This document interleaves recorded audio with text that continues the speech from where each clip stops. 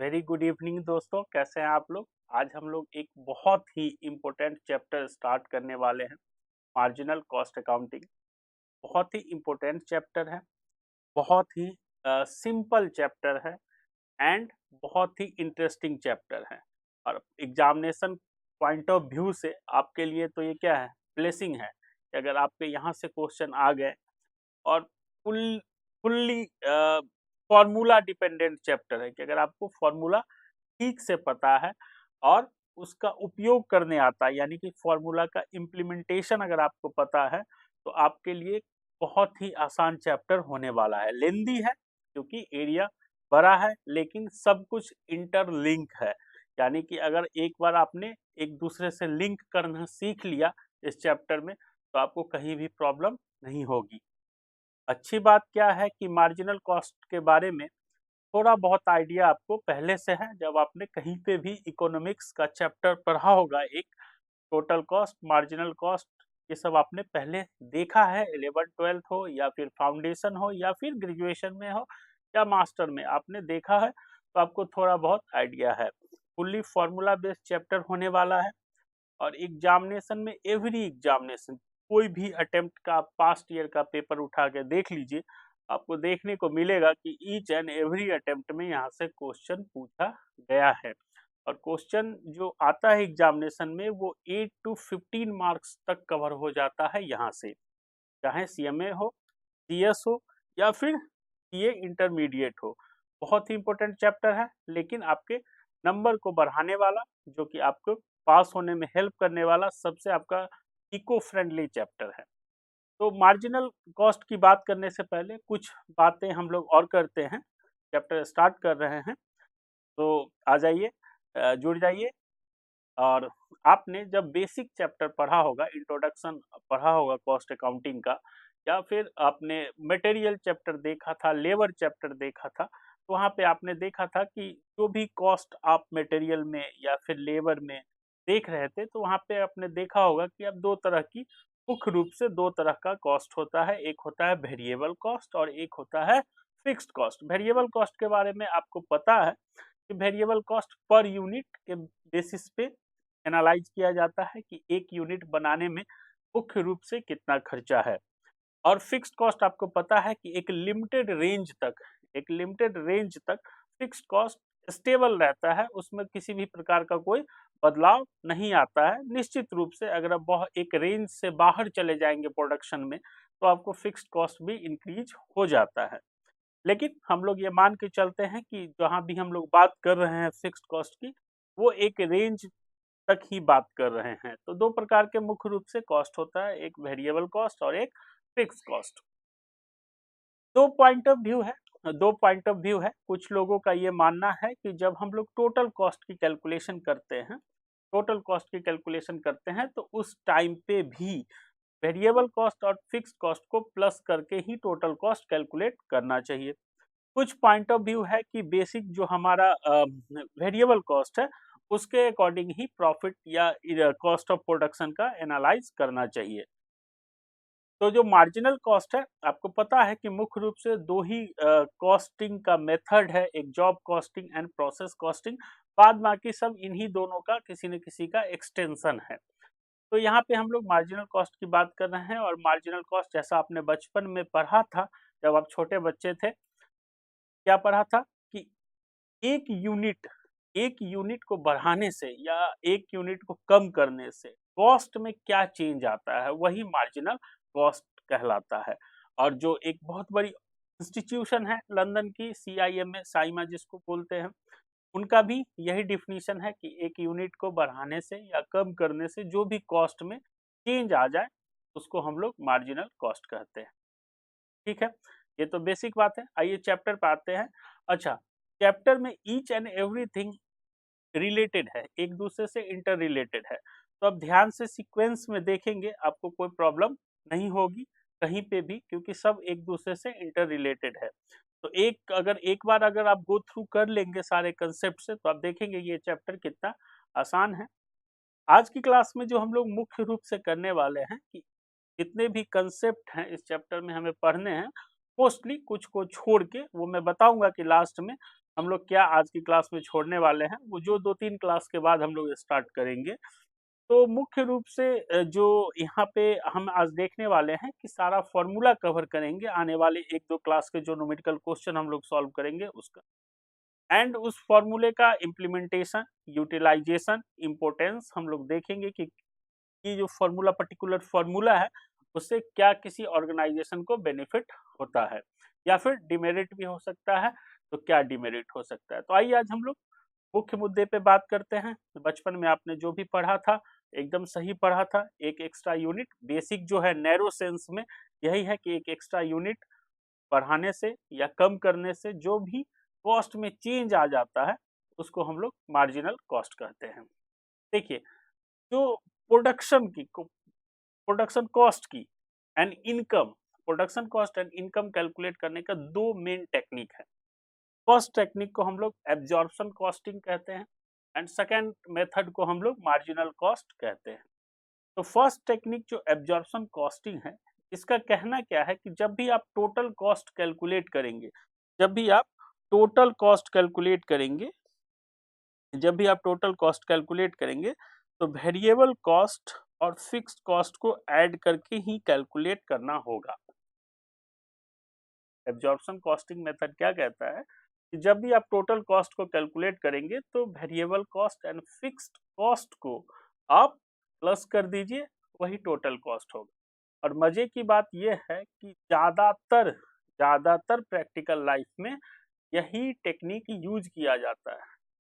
ज़्यादातर practical life में यही टेक्निक यूज किया जाता है और काफ़ी पुरानी टेक्निक है। ऐसा नहीं है कि आज की टेक्निक है, पहले यही यूज होता था। एब्जॉर्प्शन कॉस्टिंग मेथड के थ्रू ही एनालिसिस किया जाता था, लेकिन अभी इसका एक अल्टरनेटिव भी आ गया है, जो आज हम लोग मुख्य मुद्दा हम लोग का है, मार्जिनल कॉस्टिंग मेथड। तो टोटल कॉस्ट कैलकुलेट करने के लिए वेरिएबल कॉस्ट और फिक्स्ड कॉस्ट को प्लस कर देंगे तो ये एब्जॉर्प्शन कॉस्टिंग मेथड कहलाता है। काफी पुराना एंड ज्यादातर प्रयोग में लाया जाने वाला यह कंसेप्ट है, ठीक है। और इसी वजह से जब हम ये दोनों प्रकार के कॉस्ट को इकट्ठा कर देते हैं तो टोटल कॉस्ट बनता है। इसीलिए इसका एक और भी नाम है और वो नाम क्या है, फुल कॉस्टिंग मेथड। तो ऑब्जेक्टिव के पॉइंट ऑफ व्यू से ध्यान रखिएगा, absorption costing method also called full costing method. और यहाँ पे क्या करना है, टोटल कॉस्ट कैलकुलेट करने में वेरिएबल एंड फिक्स्ड कॉस्ट को प्लस कर देना है। काफी ही पुराना टेक्निक है और काफी ज्यादा यूज होने वाला टेक्निक, ठीक है। कोई प्रॉब्लम यहाँ तक? चलिए अब आते हैं हम लोग मार्जिनल कॉस्टिंग मेथड पे। जैसा मैंने बताया कि आपका एब्जॉर्प्शन कॉस्टिंग मेथड काफी पुराना एंड यूज होने वाला मेथड है, ज्यादातर जगहों पे वही यूज होता है। तो उसके अल्टरनेटिव में मार्जिनल कॉस्टिंग मेथड को यूज किया जाता है। वेरी कंट्रोवर्शियल यहाँ पे अलग अलग थॉट ऑफ स्कूल है।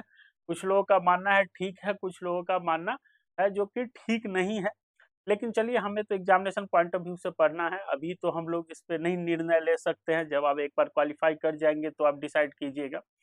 तो जो मार्जिनल कॉस्टिंग मेथड है, ये सबसे ज्यादा इंपॉर्टेंस देता है वेरिएबल कॉस्ट को। ओनली वेरिएबल कॉस्ट को ये इंपॉर्टेंस देता है। कहता है कि जब भी आप कैलकुलेशन करेंगे उस समय आपको जो एनालिसिस करना है पॉइंट ऑफ व्यू से, तो वेरिएबल कॉस्ट के पॉइंट ऑफ व्यू से आप कह सकते हैं मार्जिनल कॉस्ट एनालिसिस कर सकते हैं, मार्जिनल कॉस्ट एनालिसिस। इसीलिए इसको वेरिएबल कॉस्टिंग भी कहा जाता है एंड डायरेक्ट कॉस्टिंग भी कहा जाता है, क्योंकि आपको पता है कि दो तरह की कॉस्ट होती है, डायरेक्ट और इनडायरेक्ट। तो यहाँ पे सिर्फ डायरेक्ट कॉस्ट को इंक्लूड करने की यह बात करता है एनालिसिस के लिए कि आप जब भी कॉस्ट ऑफ गुड्स निकालेंगे उस टाइम पे आपको variable cost of point of view से एनालिसिस करना है। और ये जब क्लोजिंग स्टॉक की कैलकुलेशन करने की बात होगी उस टाइम पे भी ये वेरिएबल कॉस्ट को ही बोलता है कि पॉइंट ऑफ व्यू रखिए आप, क्योंकि वेरिएबल कॉस्ट को ही हम लोग कॉस्ट ऑफ स्टॉक का हिस्सा मानेंगे। वहीं पे जब एब्जॉर्प्शन कॉस्टिंग की बात आती है तो वो जब क्लोजिंग स्टॉक भी कैलकुलेट करता है तो वहाँ पे variable and plus fix cost को इंक्लूड करता है क्लोजिंग स्टॉक की कैलकुलेशन में। एक डिफरेंस भी हो गया दोनों में। अच्छा, एग्जामिनेशन में काफी बार पूछा जाता है difference between absorption costing and marginal costing, तो एक डिफरेंस तो आपको समझ में आ गया कि क्लोजिंग स्टॉक के कैलकुलेशन में एब्जॉर्प्शन कॉस्टिंग में फिक्स एंड वेरिएबल कॉस्ट दोनों का इंपॉर्टेंस दिया जाता है, एंड जब मार्जिनल कॉस्टिंग की बात करते हैं तो सिर्फ और सिर्फ वेरिएबल कॉस्ट को इंक्लूड किया जाता है। तो मार्जिनल कॉस्टिंग में फिक्स्ड कॉस्ट का क्या ट्रीटमेंट है, तो फिक्स्ड कॉस्ट को ये पीरियड कॉस्ट मानता है, ये पीरियड कॉस्ट मानता है और इसको profit and loss costing profit and loss account में ट्रांसफर कर देता है। जैसा कि मैंने बताया कि काफी कंट्रोवर्शियल है और हाईली इंटरेस्टिंग मेथड है, काफी इंटरेस्टिंग मेथड है। जब आप पढ़ेंगे आगे तो आपको समझ में आएगा कि बहुत ही मजेदार है और आपको पढ़ते पढ़ते ऐसा भी लगेगा कि नहीं सही है, कंट्रोवर्शियल नहीं है, एब्जॉर्प्शन कॉस्टिंग से बेटर है। ठीक है, और चलिए आगे चलते हैं। कॉस्ट डिटर्मिनेशन की मुख्य रूप से दो टेक्निक होती है, आपने पढ़ा होगा बेसिक चैप्टर में कि दो ही टेक्निक है कॉस्ट कैलकुलेट करने की, job costing and process costing. And बाद बाकी जितने भी आप टेक्निक आप जानते हैं, यूनिट, कॉन्ट्रैक्ट, प्रोसेस, ये सब क्या है, जॉब कॉस्टिंग या प्रोसेस कॉस्टिंग का एक्सटेंशन है। तो जो मार्जिनल कॉस्टिंग है ये कोई टेक्निक नहीं है, ये इन सबको सपोर्ट में लेके, इन सबको सपोर्ट में लेके एनालिसिस करता है। ठीक है, मार्जिनल कॉस्टिंग के बारे में थोड़ा बहुत आपको आइडिया हुआ। मार्जिनल कॉस्ट का डिफिनीशन आप बचपन से पढ़ रहे हैं, यहाँ पे दिया हुआ है, देख लीजिए। The change in the amount of total cost which result from decrease और increase in the volume of production of one unit, in simple term increase और decrease in total cost resulting from change in the volume of production called marginal cost. तो एक unit के बढ़ाने से या एक unit के कम करने से हमारी कॉस्ट में जो भी चेंज आ जाए, it is called marginal cost. तो आइए एक एग्जांपल से समझते हैं। देखिए, एक फैक्ट्री है, 200 यूनिट रेडियो प्रोड्यूस करती है पर मंथ, यानी 200 रेडियो बनाती है वो हर महीने, और एक रेडियो बनाने में जो खर्चा है वेरिएबल कॉस्ट 300 रुपये। मतलब एक रेडियो बनाइए तो 300, 200 बनाइए तो 200 मल्टीप्लाई 300, 5 बनाइए तो 5 मल्टीप्लाई 300, 5000 बनाइए तो 5000 मल्टीप्लाई 300, यानी कि पर यूनिट बनाने की जो मुख्य रूप से लागत है, कॉस्ट है, वो 300 रुपीज, और फिक्स्ड कॉस्ट है 8000। तो बोल रहा है कि आप बताइए कि मार्जिनल कॉस्ट क्या होगा, ये पूछ रहा है आपसे मार्जिनल कॉस्ट क्या होगा। तो आइए देखते हैं। वेरिएबल कॉस्ट, टोटल कॉस्ट का अगर कैलकुलेशन करेंगे तो variable cost 200 multiply 3 plus fix cost, तो 68,000 फिक्स कॉस्ट हो गया। अगर एक यूनिट बढ़ा दिया जाए, एक यूनिट बढ़ा दिया जाए, यहाँ पे देखिए 201 यूनिट कर दिया जाए तो कितना चेंज आ रहा है, ओनली कितना चेंज आ रहा है। यहाँ पे वेरिएबल कॉस्ट कितना था 60,000 और यहाँ पे वेरिएबल कॉस्ट कितना है 300, तो मार्जिनल कॉस्ट कितना है 300 ओनली।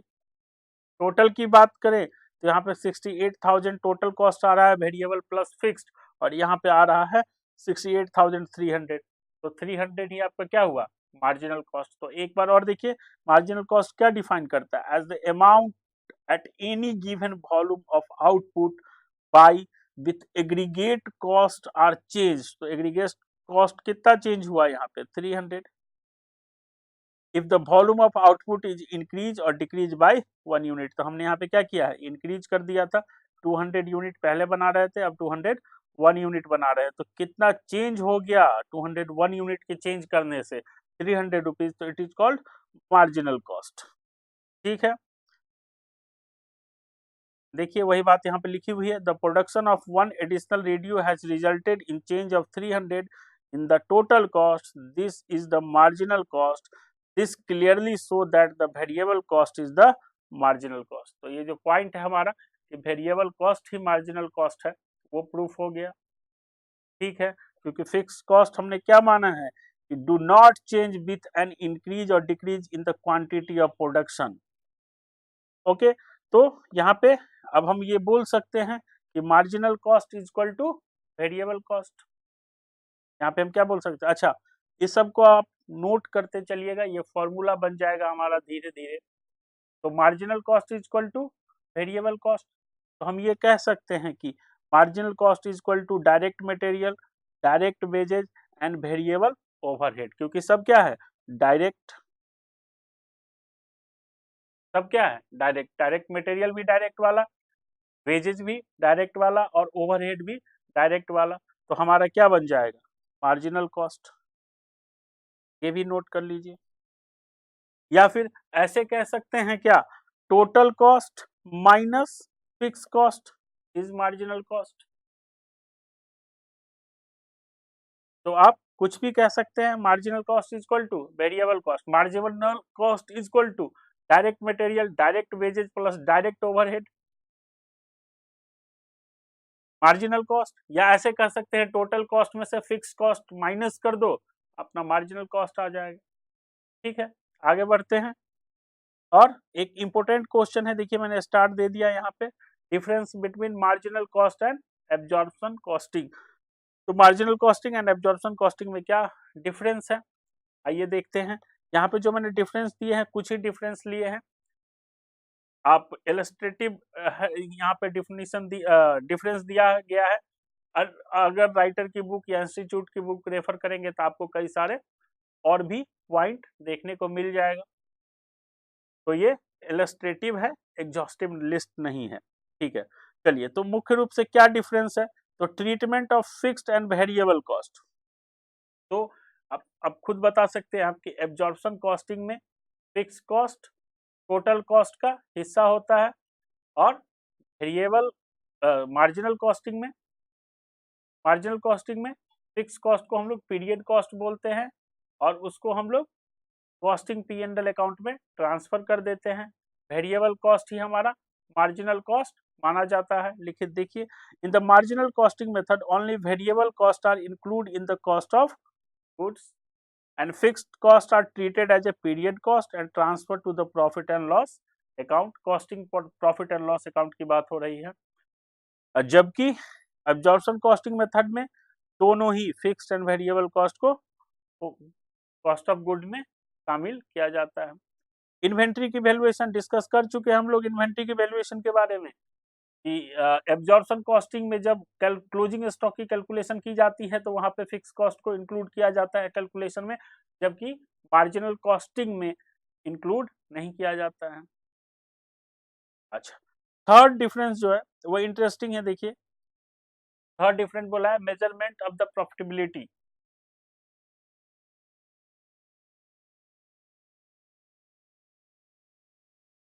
मेजरमेंट ऑफ प्रॉफिटेबिलिटी, ये पॉइंट क्या कहता है, ये पॉइंट कुछ ऐसे कह रहा है, देखिए ये पॉइंट कह रहा है कि सेल में से टोटल कॉस्ट को माइनस कर दें, और टोटल कॉस्ट का मतलब क्या, variable cost plus fix cost, किसके अकॉर्डिंग, एब्जॉर्प्शन कॉस्टिंग के अकॉर्डिंग। यहाँ पे मैं लिख देता हूँ एब्जॉर्प्शन कॉस्टिंग के अकॉर्डिंग। तो अगर सेल में से हम माइनस कर दे टोटल कॉस्ट को, तो हमें क्या कैलकुलेट होके आ जाएगा, प्रॉफिट। तो ये कहता है एब्जॉर्प्शन कॉस्टिंग कि किसी भी इंडस्ट्री, किसी भी डिपार्टमेंट या किसी भी प्रोडक्ट का जब आप कंपैरेटिव स्टेटमेंट करें, एनालाइज करें कि कौन से ज्यादा बेनिफिशियल है, तो आप इसके थ्रू एनालाइज करें। लेकिन वही मार्जिनल की बात करते हैं, मार्जिनल कॉस्टिंग क्या कहता है कि आप पहले सेल में से क्या माइनस करो, सेल में से क्या माइनस करो, तो कहता है सेल में से आप वेरिएबल कॉस्ट माइनस करो पहले, क्योंकि फिक्स कॉस्ट तो फिक्स्ड है, तो वेरिएबल कॉस्ट माइनस करो, तो जो डिफरेंस आएगा सेल और वेरिएबल कॉस्ट का, इट इज कॉल्ड कंट्रीब्यूशन। पढ़ा था आपने 11th-12th में final account, gross profit calculate करते थे, सिमिलर उसी की तरह, नॉट एग्जैक्टली वही है, लेकिन आप को रिलेट कर सकते हैं अभी बातों को, कि वहां भी आप क्या करते थे, डायरेक्ट एक्सपेंसेस जो भी होता था आपका, वेजेज वगैरह, कोल, पावर, लाइट, वाटर, ये डालते थे, कैरीज इनवर्ड वगैरह, और आपका ग्रॉस प्रॉफिट कैलकुलेट होके आता था। फिर ग्रॉस प्रॉफिट से आप क्या करते थे, इनडायरेक्ट जितने भी इनकम और एक्सपेंसेस होता था उसको एडजस्ट करते थे, तो नेट प्रॉफिट या नेट लॉस पे पहुंचते थे। Just like similar thing.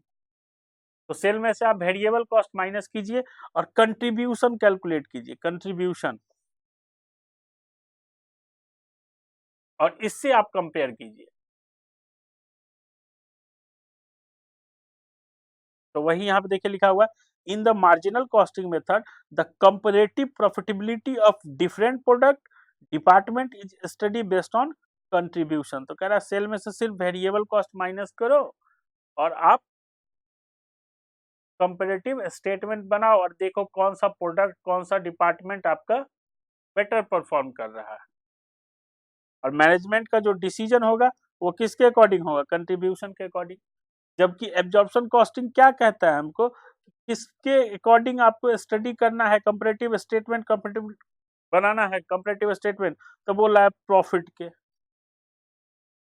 आप समझ गए कि मेजरमेंट ऑफ प्रॉफिटेबिलिटी में सिर्फ और सिर्फ वेरिएबल कॉस्ट को, जो कॉस्ट चेंज होता है पर यूनिट के, उसको कंसीडर कीजिए, और सेल और वेरिएबल कॉस्ट का जो डिफरेंस आएगा वो कंट्रीब्यूशन कहलाएगा। अभी बात हम लोग करेंगे आगे कंट्रीब्यूशन पे भी, और उसके अकॉर्डिंग आप कंपेयर करो। तो ये मेन कुछ मैंने पॉइंट यहाँ पे कंसीडर किया है जो आपको याद भी रहेगा, स्टॉक के रिगार्डिंग, प्रॉफिट के रिगार्डिंग एंड स्टॉक के रिगार्डिंग, प्रॉफिट के रिगार्डिंग एंड बताइए टोटल कॉस्ट के रिगार्डिंग डिफरेंस। तो बेसिक मार्जिनल कॉस्ट या मार्जिनल कॉस्टिंग आप समझ गए। अब हम लोग अगला स्टेप चलते हैं। मार्जिनल कॉस्टिंग का कुछ प्रिंसिपल है, कुछ सिद्धांत है, उसके बारे में बात करते हैं। तो जो नेक्स्ट पॉइंट है हमारा वो है CVP analysis. CVP analysis, CVP analysis यानी कि cost, volume and profit analysis. ये कुछ और नहीं, सिर्फ वही है मार्जिनल कॉस्टिंग ही। तो ये क्या है? एक्सटेंशन। सीवीपी जो हम लोग पढ़ रहे हैं वो पॉइंट क्या है? एक्सटेंशन, विस्तार। किसका? मार्जिनल कॉस्टिंग के प्रिंसिपल का। मार्जिनल कॉस्टिंग के प्रिंसिपल का विस्तार क्या है? CVP analysis, cost volume profit analysis. और इसके नाम में ही छुपा हुआ है कि हम लोग क्या पढ़ने वाले हैं? Inter relationship. क्या पढ़ने वाले हैं? Inter relationship. इन सब के बीच में क्या संबंध है? किसके बीच में? कॉस्ट वॉल्यूम एंड प्रॉफिट के बीच। यही हम पढ़ने वाले हैं यहाँ पे। तो सीवीपी एनालिसिस से स्टार्ट कर रहे हैं, और ये क्या है? कुछ और नहीं, मार्जिनल कॉस्टिंग ही है। बस मार्जिनल कॉस्टिंग का जो सिद्धांत है उसका विस्तार है। और सीवीपी एनालिसिस हमें क्या कहता है? इंटर रिलेशनशिप क्या है? Cost of production, volume of production और सेल और प्रॉफिट के बीच में क्या इंटर संबंध है, क्या एक दूसरे के बीच में इंटर रिलेशनशिप। सिंपल सी बात, आप समझिए, ऐसे ही बिना पढ़े ही समझ जाएंगे। कॉस्ट ऑफ प्रोडक्शन का मतलब क्या? जो भी प्रोडक्ट हमने प्रोड्यूस किया है उसमें कितना खर्चा लगा है। जो भी हमने प्रोड्यूस किया है, बनाया है, उत्पादन किया है, मैन्युफैक्चरिंग किया है, उसमें हमारा कितना खर्चा लगा, कॉस्ट ऑफ प्रोडक्शन। अब आप सोचिए कि कॉस्ट ऑफ प्रोडक्शन अगर हमारा हाई होगा, कॉस्ट ऑफ प्रोडक्शन अगर हमारा हाई होगा और सेल, एक पर्टिकुलर सेल प्राइस पे, एक पर्टिकुलर सेल प्राइस पे, तो हमें प्रॉफिट क्या होगा? कम होगा। फॉर एग्जाम्पल, अगर आप किसी भी प्रोडक्ट का सेलिंग प्राइस 10 रुपीज है, सेलिंग प्राइस 10 रुपीज है, और आपको बनाने में जो खर्चा लगता है वो 5 रुपए लगता है, तो आपका प्रॉफिट कितना हुआ? 5 रुपए। बनाने में खर्चा 7 रुपए लग गए, 7 रुपीज, तो प्रॉफिट 3 रुपीज। यानी कि कॉस्ट ऑफ प्रोडक्शन बढ़ेगा तो प्रॉफिट कम होगा। तो कॉस्ट ऑफ प्रोडक्शन को कम कर दे, 5 के जगह पे 3 रुपए कर दे, तो प्रॉफिट क्या हो जाएगा? 7 रुपीज। तो कॉस्ट ऑफ प्रोडक्शन अगर डिक्रीज होगा तो प्रॉफिट बढ़ेगा, कॉस्ट ऑफ प्रोडक्शन अगर इंक्रीज होगा तो प्रॉफिट डिक्रीज होगा। तो इन कॉस्ट ऑफ प्रोडक्शन में एंड सेल में रिलेशनशिप आपको समझ में आ गया कि दोनों क्या है? Inter related. कैसे हैं? दोनों एक दूसरे के अपोनेंट है, एक दूसरे के विरोधी हैं। ठीक है, पहला पॉइंट क्लियर। चलिए next point, volume of production की बात कर रहे हैं। वॉल्यूम ऑफ प्रोडक्शन और सेल। तो वॉल्यूम कितना, आप जितना आपका सेल होगा उतना ही तो आप बनाओगे, वॉल्यूम मतलब number of item, number of unit. अब कितना नंबर ऑफ यूनिट आप प्रोड्यूस करोगे, मैन्युफैक्चरिंग करोगे, जितना आपका सेल है मार्केट में। अगर सेल कम हो जाए, गिर जाए, तो वॉल्यूम ऑफ प्रोडक्शन भी क्या होगा, कम हो जाएगा, या कम करना पड़ेगा, क्योंकि आप स्टॉक इंक्रीज करके क्या करोगे, वर्किंग कैपिटल आपका इंगेज हो जाएगा।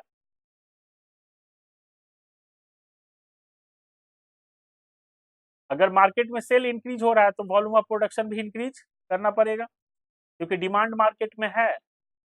अगर आप वॉल्यूम ऑफ प्रोडक्शन नहीं बढ़ाओगे तो आपका अपोनेंट आपके मार्केट शेयर को खा जाएगा।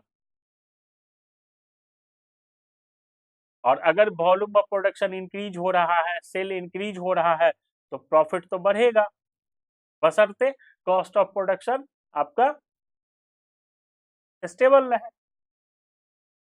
या फिर इस पॉइंट ऑफ व्यू से सोच के देखिए, सेल अगर बहुत ज्यादा है आपका, तो थोड़ा बहुत कॉस्ट ऑफ प्रोडक्शन बढ़ भी गया तो कोई बात नहीं है, नंबर ऑफ यूनिट ज्यादा आप सेल कर रहे हो तो प्रॉफिट कम अर्न कर रहे हो, लेकिन नंबर ऑफ यूनिट इंक्रीज हो गया तो वो आपका मेंटेन हो जाएगा, या ज्यादा भी प्रॉफिट हो सकता है। तो इन सभी बातों का एनालिसिस कहलाता है CVP analysis, cost volume profit analysis. देखिए नीचे दिया हुआ, the ultimate objective of business organisation is to maximise profit. किसी भी बिजनेस ऑर्गेनाइजेशन का अल्टीमेट क्या है, अल्टीमेट ऑब्जेक्टिव क्या है, प्रॉफिट को बढ़ाना। और किसी भी बिजनेस की सफलता कब मानी जाती है, किसी भी बिजनेस की सफलता कब मानी जाती है, जब वो बिजनेस ज्यादा प्रॉफिट जनरेट कर रहा है। तो किसी भी मैनेजमेंट के लिए काफी एक इम्पोर्टेंट टूल है, किसी भी मैनेजमेंट के लिए एक इम्पोर्टेंट टूल है जो कि एनालिसिस कर सके, सीबीपी एनालिसिस के थ्रू इसके अकॉर्डिंग ही फोरकास्टिंग कर सके। तो किसी भी मैनेजमेंट को यह काफी हेल्प करता है। तो फाइनली सीबीपी एनालिसिस क्या क्लैरिफाई करता है, सीबीपी एनालिसिस यह क्लैरिफाई करता है कि जो ये चेंजेज हैं, ये चेंजेज हैं, ये जो चेंजेज है, इनका नेट प्रॉफिट पे क्या इम्पैक्ट पड़ेगा, क्या इफेक्ट पड़ेगा। तो सीबीपी एनालिसिस जो आप करते हैं, सीखते हैं, तो क्या बताता है आपको कि ये जो चेंज होगा, सेलिंग प्राइस में चेंज हो जाए, वॉल्यूम नंबर ऑफ यूनिट के सेल में चेंज हो जाए, वेरिएबल कॉस्ट में चेंज हो जाए, या फिक्स्ड कॉस्ट में चेंज हो जाए, तो इसका प्रॉफिट पे क्या इम्पैक्ट पड़ेगा। और सीबीपी एनालिसिस किसी भी मैनेजर के लिए, किसी भी मैनेजमेंट के लिए एक इम्पोर्टेंट टूल है प्रॉफिट प्लानिंग का। क्लियर है यहां तक?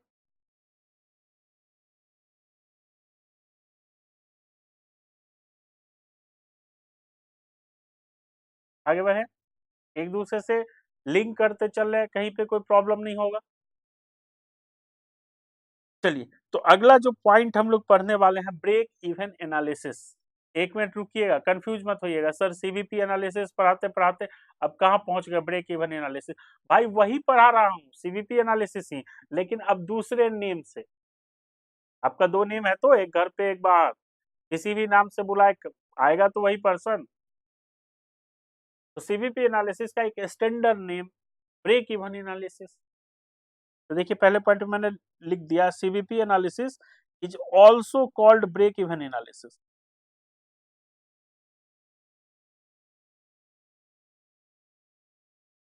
ठीक है, और एक और नाम बताओ, मजे की बात, इसका एक और नाम है no profit no loss point.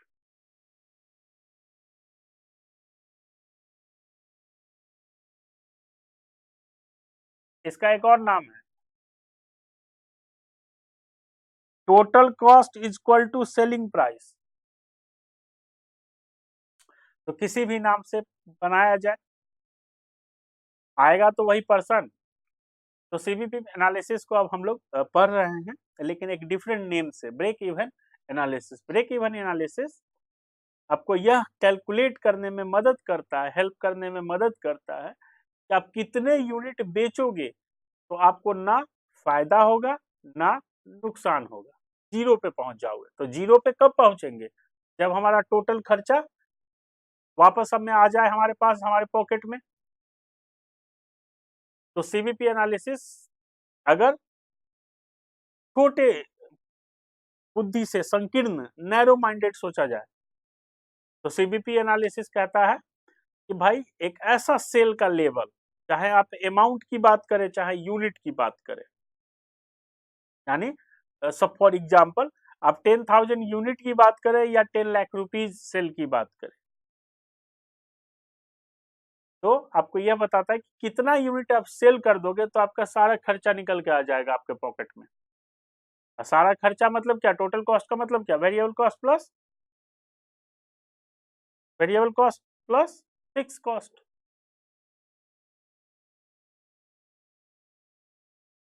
ठीक है, तो फॉर एग्जांपल अब देख लीजिए, सपोज कीजिए किसी भी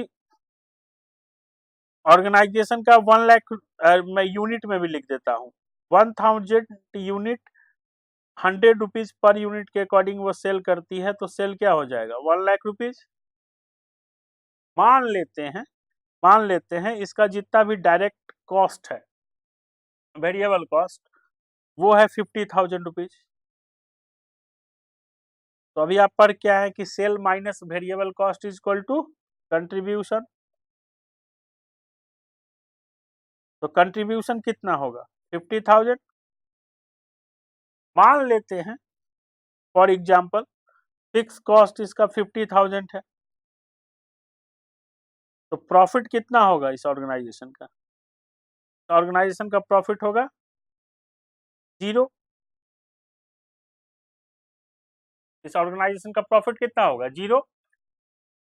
मतलब 1,000 यूनिट बेचने से या 1 लाख रुपए का टोटल सेल करने से इस ऑर्गेनाइजेशन को ना ही प्रॉफिट हो रहा है ना ही लॉस हो रहा है, जीरो पे पहुंच गई। तो यही है ब्रेक इवन पॉइंट। क्या है? यही है ब्रेक इवन पॉइंट। अच्छा, ब्रेक इवन एनालिसिस जो हम लोग पढ़ते हैं या ब्रेक इवन का जो कैलकुलेशन है, तो कई सारे मेथड है। मुख्य रूप से दो मेथड है, एक अलजेब्रिक है और एक ग्राफिकल है। तो आप जब मटेरियल देखेंगे तो आपको एक ग्राफ भी बना हुआ दिखेगा, लेकिन हमारे पॉइंट ऑफ व्यू से वो इम्पोर्टेंट नहीं है। एग्जामिनेशन में मैंने अभी हाल फिलहाल तो कभी नहीं देखा है, 15-20 साल का क्वेश्चन अगर आप चेक करेंगे तो कभी इंस्टीट्यूट ने ग्राफिकल पूछा है। न्यूमेरिकल ही पूछा जाता है, यानी अलजेब्रिक फॉर्मूला जो है उसके थ्रू ही ब्रेक इवन पॉइंट कैलकुलेशन करने के लिए दिया जाता है। तो हम क्लास में उसी को कंसीडर करेंगे, क्योंकि ग्राफिकल बिना ग्राफ पेपर के पॉसिबल नहीं है एग्जैक्ट बनाना। तो पहले नाम पे आते हैं, कंफ्यूज नहीं होना है कि हम लोग इससे पहले सीवीपी एनालिसिस पढ़ा है। और सबसे पहले बात करते हैं, हम लोगों ने पढ़ा क्या है कि cost of production and income calculate करने का दो पॉपुलर मेथड है। मोस्ट पॉपुलर मेथड है एब्जॉर्प्शन कॉस्टिंग। एब्जॉर्प्शन कॉस्टिंग क्या कहता है कि भाई वेरिएबल और फिक्स दोनों को साथ में लेके चलो, कॉस्ट ऑफ प्रोडक्शन कैलकुलेट करना है तो, और सेल से माइनस करो और प्रॉफिट से एनालिसिस करो। Marginal costing less popular compare than absorption costing, very controversial but very interesting and optional, an alternative of the absorption costing। वो ये क्या कहता है जो कि वेरिएबल कॉस्ट को ही आप मान लो कॉस्ट ऑफ प्रोडक्शन का हिस्सा। तो यहाँ पे बात क्या हो गया कि वेरिएबल कॉस्टिंग और मार्जिनल कॉस्टिंग एक ही बात है। आप उसको मार्जिनल कॉस्ट बुला लो या वेरिएबल कॉस्ट बुला लो, कोई दिक्कत वाली बात नहीं है।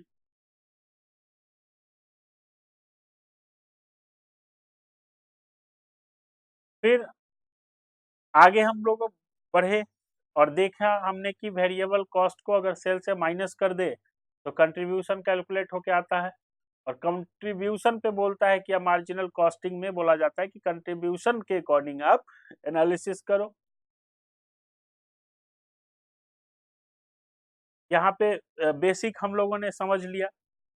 फिर हम लोगों ने पढ़ा सीवीपी एनालिसिस। सीवीपी एनालिसिस क्या कहता है कि भाई मैं कुछ और नहीं हूं, मैं मार्जिनल कॉस्ट जो है उसी का प्रिंसिपल का एक्सटेंशन हूं, सिद्धांत के बारे में बात करता हूं। मार्जिनल कॉस्टिंग का मेनली क्या मोटो है, क्या उसने गाइडलाइन बनाई हुई है? तो गाइडलाइन यही बनाई हुई है कि आपको कॉस्ट यानी बनाने में खर्चा, वॉल्यूम ऑफ प्रोडक्शन कितना बनाया जाए, और सेल और प्रॉफिट का इंटर रिलेशन बताता हूं मैं। एक दूसरे से सब इंटर रिलेटेड है, एक में बदलाव करोगे सब में बदलाव हो जाएगा।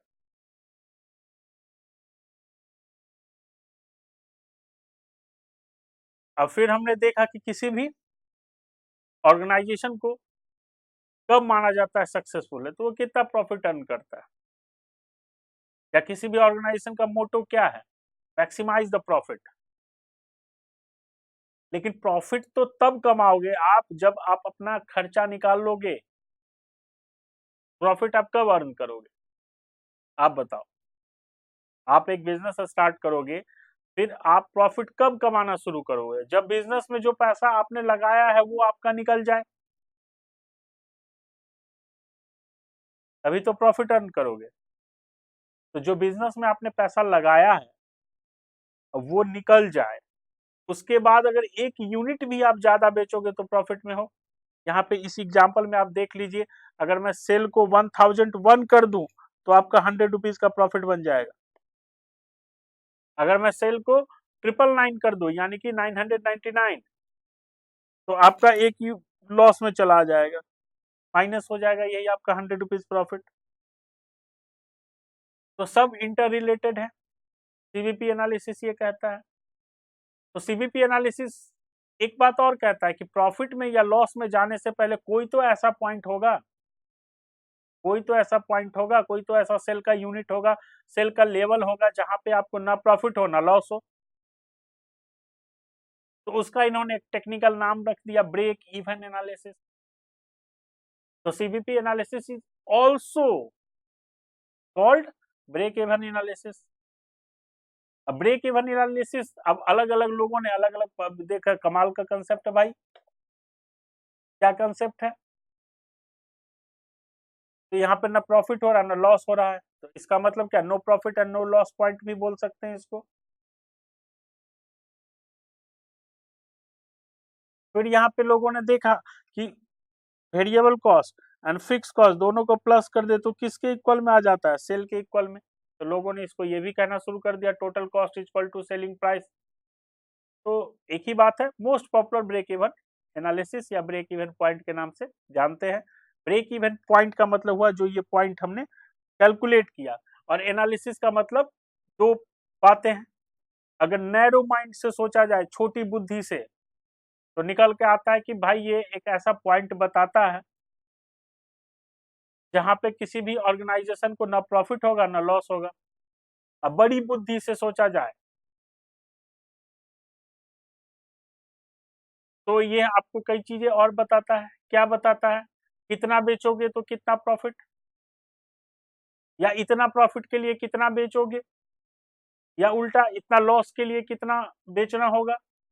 तो कई सारी बातें आपको ब्रेक इवन एनालिसिस अगर ब्रॉड सेंस में सोचे तो कई पॉइंट के बारे में बात करता है। हम लोग सब पॉइंट पढ़ेंगे, आप परेशान ना हो। हम लोग नैरो पॉइंट ही पढ़ के नहीं छोड़ने वाले, हम लोग कई चीजों को और भी एनालिसिस करेंगे। तो क्या फॉर्मूला बन सकता है, नोट कर लीजिएगा अगर आपको नोट करना होगा तो, अगर आपको पहले से पता है तो अच्छी बात है। फॉर्मूला एक बन सकता है कि sale is equal to variable cost plus fix cost. दूसरा फॉर्मूला बन सकता है contribution is equal to fix cost. क्योंकि आपने देखा यहाँ पे सेल हमारा कितना है 1,00,000 रुपीज, तो टोटल कॉस्ट भी कितना है 50 प्लस 50 1,00,000। दूसरा आपने देखा आपका कंट्रीब्यूशन कितना है 50,000, तो जितना कंट्रीब्यूशन आएगा उतना ही आपका फिक्स कॉस्ट इक्वल हो जाएगा, तभी तो नो प्रॉफिट नो लॉस। तो दो पॉइंट यहाँ पे बनता है, sale is equal to total cost मतलब वेरिएबल कॉस्ट फिक्स कॉस्ट, और contribution is equal to fix cost. चलिए जब भी आप ब्रेक इवन एनालिसिस करेंगे तो कुछ पॉइंट आपको एज्यूम करके रखना पड़ेगा। एजम्पशन है कि इतना पॉइंट आपका फिक्स्ड है, देन आप ब्रेक इवन एनालिसिस कर रहे हैं। पहला पॉइंट क्या है कि जो भी कॉस्ट आप प्रेजेंट करेंगे वो दो फॉर्म में प्रेजेंट करेंगे, फिक्स्ड एंड वेरिएबल। दूसरा पॉइंट कहता है कि फिक्स कॉस्ट को आप हमेशा कांस्टेंट मानेंगे, ये नहीं मानेंगे कि जैसे ही आपने लेवल्स बढ़ाए या कम किया फिक्स कॉस्ट आपका चेंज हो गया। थर्ड एजम्पशन रहेगा आपका कि वेरिएबल कॉस्ट सेम प्रोपोर्शन में चेंज होगा। अगर प्रोडक्शन में चेंज होता है या सेल में चेंज होता है तो हमारे एग्जांपल में यहाँ पे 1000 यूनिट है और वेरिएबल कॉस्ट यहाँ पे हमने 5 रुपीज पर यूनिट एज्यूम किया है।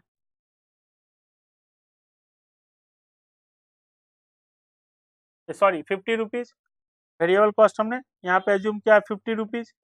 तो अगर यहाँ पे चेंज अगर 1001 कर दे तो यहाँ पे भी 50 रुपीज चेंज हो जाएगा। अगर 50 वो 999 कर दे तो भी यहाँ पे 50 रुपीज चेंज हो जाएगा। तो पहला एजम्पशन क्या है कि दो फॉर्म में आप कॉस्ट को मानेंगे, क्लासिफाई करेंगे, fixed and variable. Second, fixed cost आपका कांस्टेंट रहेगा।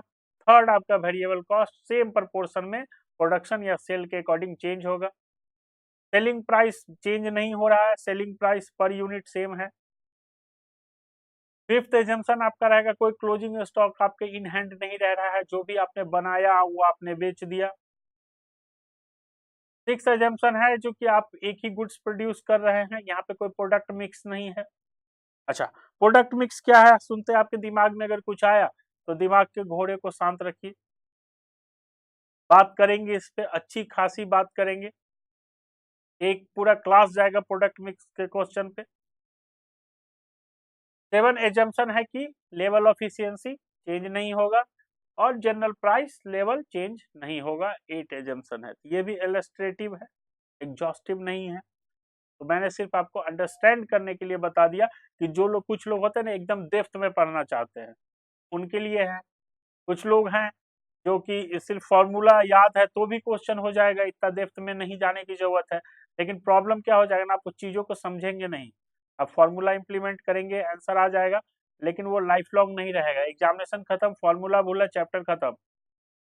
लेकिन एक बार समझ लेंगे, और यहाँ पे जो भी मैंने आपको थ्योरी दिखाया है एकदम सिंपल लैंग्वेज में और एकदम शॉर्ट में, आप उठा के देखिए इंस्टीट्यूट की बुक या किसी राइटर की बुक, इतना लेंदी है कि आप ऐसे ही थ्योरी बंद कर देंगे। वैसे भी मेरा पास्ट एक्सपीरियंस है कि मैंने कॉस्ट अकाउंटिंग में बहुत कम ही स्टूडेंट को थ्योरी पढ़ते हुए देखा है, क्योंकि एग्जामिनेशन में भी क्वेश्चन वैसे आते नहीं है, रिपीटेड क्वेश्चन होते हैं हर चैप्टर से, स्कैनर पढ़ लो, लास्ट 10 अटेम्प्ट का या 10 ईयर का काम हो जाता है। लेकिन आप ये भी गौर कीजिएगा कि ज्यादातर स्टूडेंट को कॉस्ट अकाउंटिंग में ही प्रॉब्लम होता है। क्यों? क्योंकि वो समझते बस धर्रा समझ लिया, ऐसे बनाना है, छोड़, अब उतना दिमाग लगाने की जरूरत नहीं। चलिए, एजम्पशन हो गया। अब एजम्पशन हो गया तो हम लोग कुछ फॉर्मूला की बात करेंगे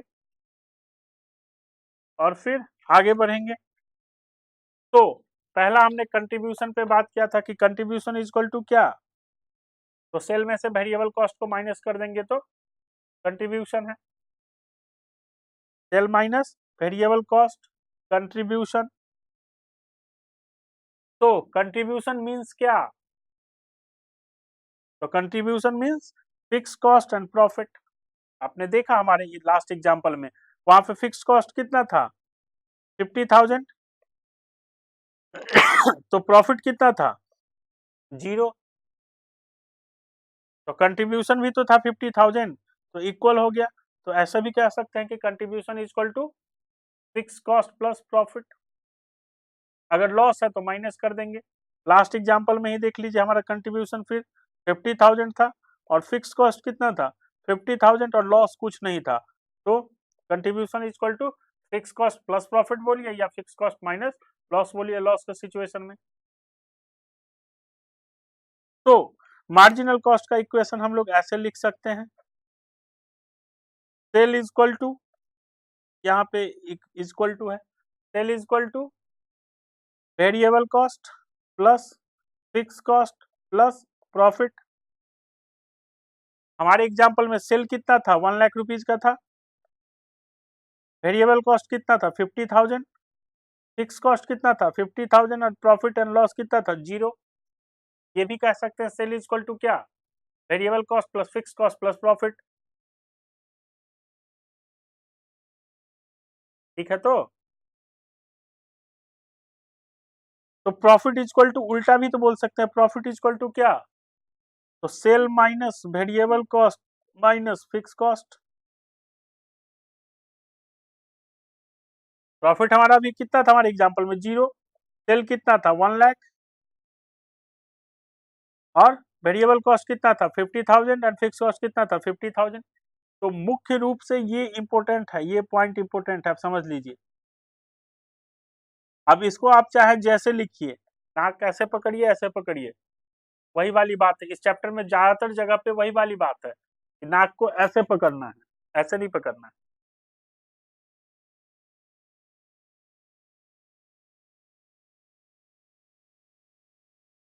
ठीक है, तो प्रॉफिट इक्वल टू ये भी तो बोल सकते हैं, इन सेल में से वेरिएबल कॉस्ट माइनस करते हैं तो क्या लिखते हैं, कंट्रीब्यूशन। और कंट्रीब्यूशन में से प्रॉफिट अगर माइनस कर दे तो फिक्स कॉस्ट आ जाएगा। हमारे एग्जांपल में कंट्रीब्यूशन कितना था, 50। और प्रॉफिट कितना था, 0। तो फिक्स कॉस्ट आ गया 50। इसको ऐसे भी कह सकते हैं, variable cost equal to sale minus fix cost minus profit. हमारे एग्जांपल में सेल कितना था, 1,00,000। फिक्स कॉस्ट कितना था, 50। और प्रॉफिट कितना था, 0। तो आ गया तो वेरिएबल कॉस्ट 50। तो इसको आपको एकदम फिट कर लीजिए, किसको फिट कर लीजिए, इसको, पहले वाले पॉइंट को। और पहले वाला पॉइंट क्या कहता है, पहले वाले पॉइंट कहता है कि सेल, मैं एक जगह लिख देता हूँ, रुकिए, ये देखिए यहाँ पे लिखता हूँ। यहाँ कहता है कि सेल में से अगर माइनस करोगे वेरिएबल कॉस्ट तो आएगा कंट्रीब्यूशन। फिर कंट्रीब्यूशन से माइनस कर दोगे फिक्स कॉस्ट तो आएगा प्रॉफिट। अब इस पॉइंट को आप सिंपली जैसे याद रख सकते हैं, ऐसे याद रख लीजिए, sale minus total cost equal to profit. Sale minus total cost equal to profit. अब टोटल कॉस्ट को और ब्रीफ कर दीजिए, sale minus variable cost plus fix cost equal to profit. और एनालाइज करना है तो आप जैसे भी चाहे तो कर सकते हैं, प्रॉफिट इक्वल टू व्हाट, तो sale minus total cost. Total cost equal का माने क्या, मतलब क्या, variable cost plus fix cost. अब फिक्स कॉस्ट इक्वल टू क्या, तो sale minus variable cost minus, तो सारा फॉर्मूला इसी के चारों तरफ घूमता है। तो आप एक पॉइंट दिमाग में फिट कर लीजिए, ये वाला, और आपका आधा समस्या यहीं पे खत्म हो जाएगा। चलिए कुछ एग्जाम्पल करते हैं और फिर आप आसानी से समझ जाएंगे। एग्जाम्पल देखिए, कह रहा है कि सेल 12,000 है, वेरिएबल कॉस्ट 5,000 है और फिक्स कॉस्ट 4,000 है, तो प्रॉफिट कैलकुलेट कीजिए। प्रॉफिट इक्वल टू व्हाट, आप बता दीजिए मुझे, प्रॉफिट इक्वल टू व्हाट, तो सेल माइनस टोटल कॉस्ट, और टोटल कॉस्ट को लिख सकते हैं variable cost plus fix cost. तो यहाँ पे सेल कितना है, 12,000, variable cost 7,000 and fix cost 4,000। तो आपका कितना आ गया, 1,000 प्रॉफिट हो गया। और स्टार्टिंग में आपको अगर नहीं ऐसे समझ, जैसे कि यहाँ पे मैंने लिख दिया प्रॉफिट इक्वल टू, तो आप एक काम कीजिए, पहले इस पॉइंट को लिख लीजिए, sale equal to variable cost plus fix cost और प्लस प्रॉफिट। अब इस क्वेश्चन में क्या पूछा है, ये पूछा है, ये मिसिंग फिगर है। तो आप सेल आपको पता है, यहाँ पे 12 डाल दीजिए, वेरिएबल कॉस्ट आपको पता है, फिक्स कॉस्ट आपको पता है, तो ये दोनों 11 हो जाएगा। और प्रॉफिट 11 इधर चला जाएगा तो यहाँ माइनस में हो जाएगा और प्रॉफिट कैलकुलेट हो जाएगा। तो मेन मुख्य मुद्दा यह है कि आपको ये याद रखना है। चलिए एक और क्वेश्चन देखिए, इसी एग्जाम्पल से रिलेटेड सारा क्वेश्चन है। तो मेन क्वेश्चन है कि सेल 12,000 है, वेरिएबल कॉस्ट 7,000 है और फिक्स कॉस्ट 4,000 रुपए, 4,000। When sale is not given but contribution is given then sale। अब क्वेश्चन क्या है, कह रहा है कि सेल नहीं दिया हुआ है मान लीजिए, but contribution is given then sale क्या, बताइए।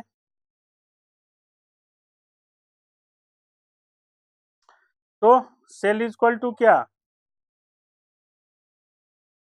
सेल इज इक्वल टू क्या,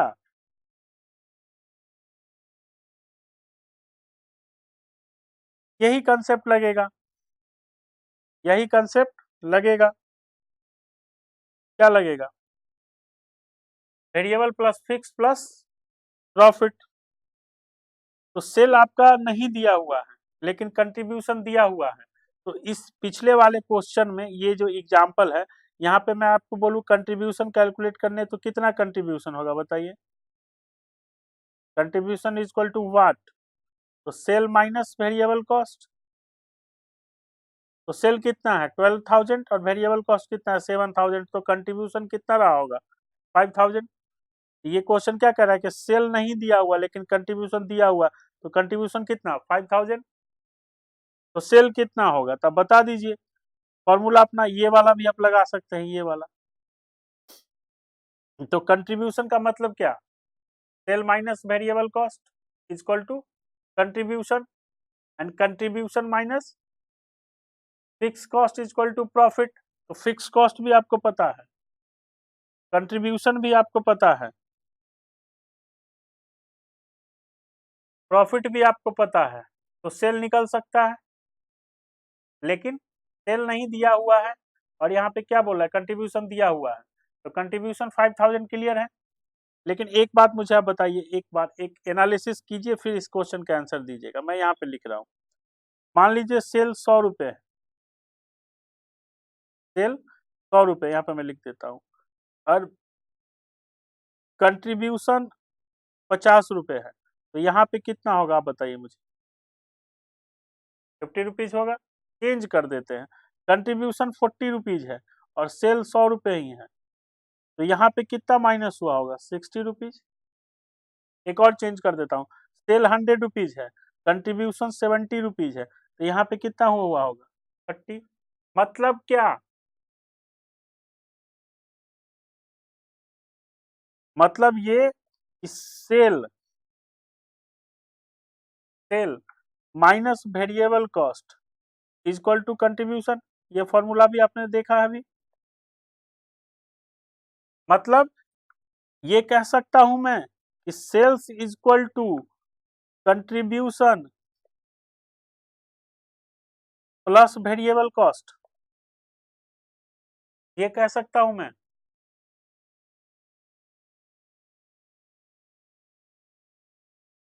बोलिए,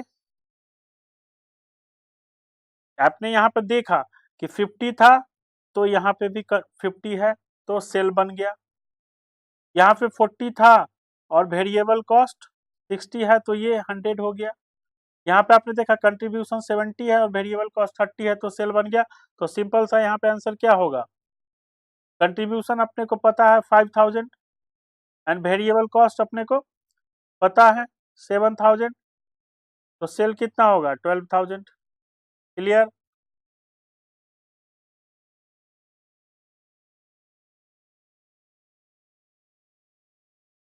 ठीक है, कोई कंफ्यूजन तो कमेंट में लिखिएगा। सारा खेल दोस्त यही है कि आपको क्या याद रखना है, आपको याद रखना है,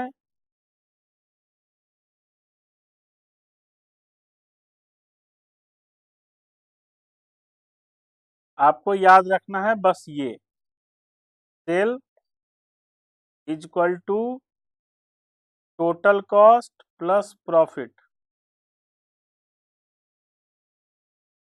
sale is equal to total cost का मतलब variable cost plus fix cost plus profit.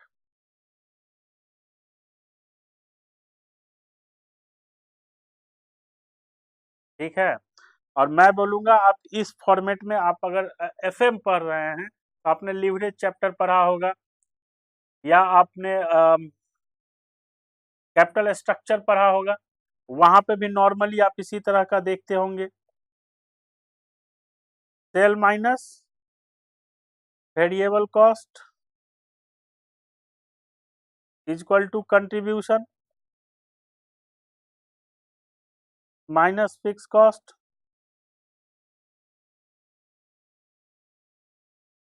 Is equal to profit. आप इस तरह याद रखें इस फॉर्मेट में, तो आपके लिए ज्यादा आसानी होगी। यहां से ऊपर से नीचे आए तो प्रॉफिट तक पहुंचे, और प्रॉफिट से ऊपर तक जाएंगे तो सेल तक पहुंच जाएंगे।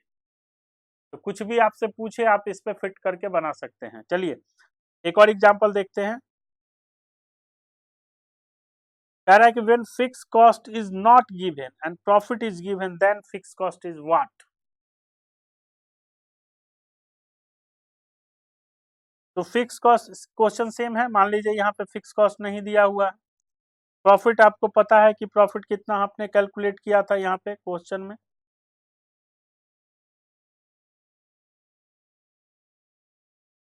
तो फिक्स कॉस्ट आ जाएगा। फिक्स कॉस्ट देखिए यहाँ पे ध्यान दीजिए, जो हमने लिखा है आपको कौन कौन सा इंफॉर्मेशन बोल रहा है, दे रहा है, बोल रहा है कि प्रॉफिट अवेलेबल है,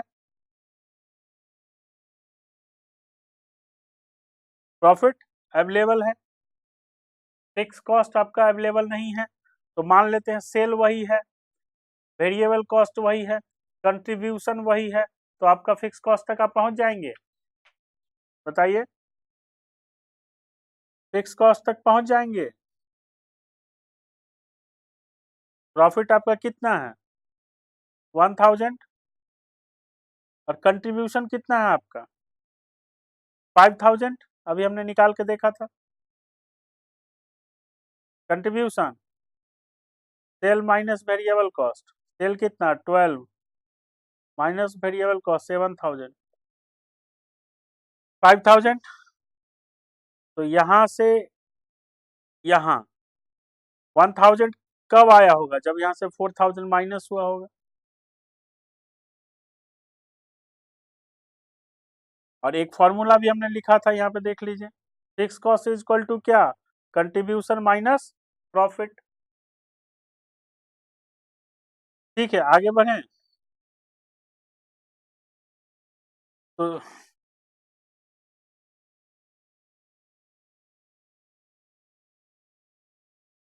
तो आगे उम्मीद है कि आप इतना समझ गए होंगे। नहीं समझे तो कोई दिक्कत वाली बात नहीं है, कंसेप्ट से रिलेटेड रहिए, बहुत सारा प्रैक्टिकल क्वेश्चन करेंगे, आपको कहीं प्रॉब्लम नहीं होगी, आप समझ जाएंगे। ओके चलिए अगला पॉइंट पढ़ते हैं, पीवी रेशियो। अब आप बोलो पीवी रेशियो क्या, फिर नया पॉइंट ला दिए, तो भाई सब कुछ रिलेटेड ही है। अभी आपने पढ़ा तो कंट्रीब्यूशन सेल के बारे में, क्या पढ़ा आपने कि सेल से अगर वेरिएबल कॉस्ट माइनस कर दे तो कंट्रीब्यूशन कैलकुलेट होके आता है। मैंने आपको एक रिलेशन भी दिखाया था यहाँ पे, ये चलिए फिर से दिखाते हैं, ये देखिए सेल है 100 100 100, वेरिएबल कॉस्ट है 50 60 40, तो कंट्रीब्यूशन क्या निकल के आएगा 50 40 60, मतलब वेरिएबल कॉस्ट एंड कंट्रीब्यूशन को अगर प्लस कर दे तो सेल हमारा कैलकुलेट होके आ जाता है। क्लियर है, ये क्लियर है। अब चलिए दूसरे एंगल से सोच के देखते हैं, दूसरे एंगल से पॉइंट ऑफ व्यू से सोच के देखते हैं। यहाँ पे जो सेल आपका कितना है 100 है, सेल कितना है 100 है,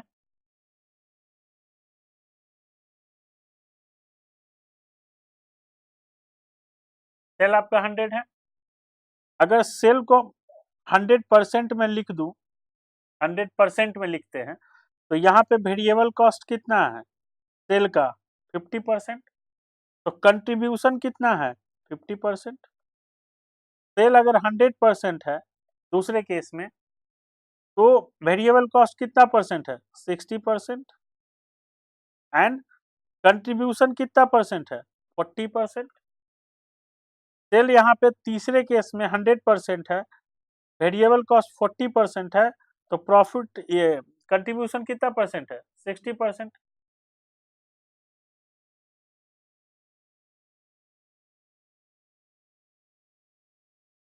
तो इन दोनों का जो संबंध है, रिलेशन है कंट्रीब्यूशन एंड सेल का, इन दोनों का जो रिलेशन है कंट्रीब्यूशन एंड सेल का, अगर इसको मैं परसेंटेज के फॉर्म में रख दूं तो इसका एक नया नाम बनता है,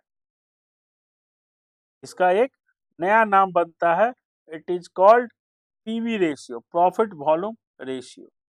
देखिए देखिए लिखा हुआ, this is the ratio of contribution to sale, this is the ratio of contribution to sale, therefore it is also called the contribution sales ratio। या पीवी रेशियो बोल सकते हैं या कंट्रीब्यूशन सेल्स रेशियो बोल सकते हैं। This is calculated using the following formula, contribution sale और profit volume ratio. जो आपको पसंद हो वो आप नाम यूज कर सकते हैं, लेकिन most popular is PV ratio, profit volume ratio is the relationship between contribution and sale। तो अगर पीवी रेशियो हमें कैलकुलेट करना हो, एग्जांपल देखिए, सेल है कितना है?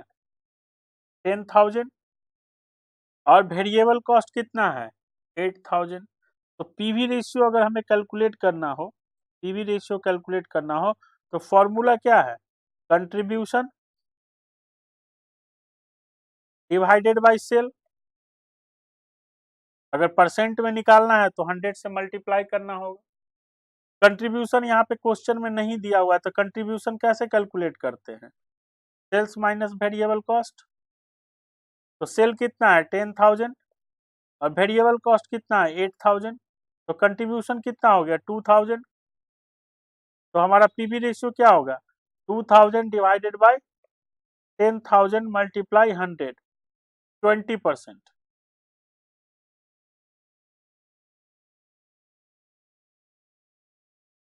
एक बात मैं आपसे पूछूं यहाँ पे,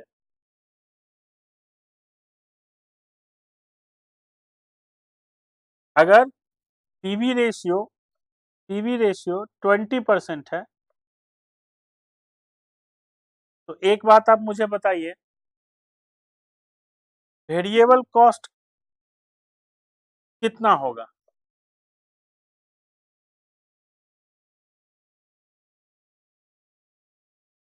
80%।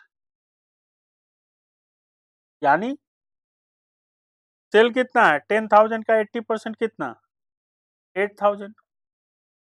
तो यानी कि PV ratio and variable cost कितना होता है? 100%।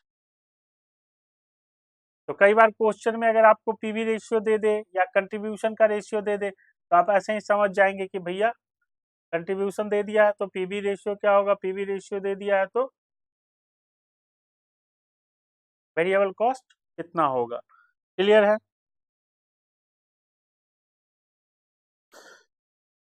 चलिए एक क्वेश्चन करते हैं।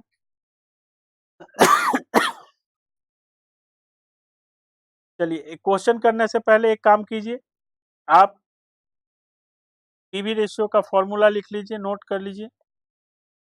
PV ratio is equal to contribution divided by sale multiply 100।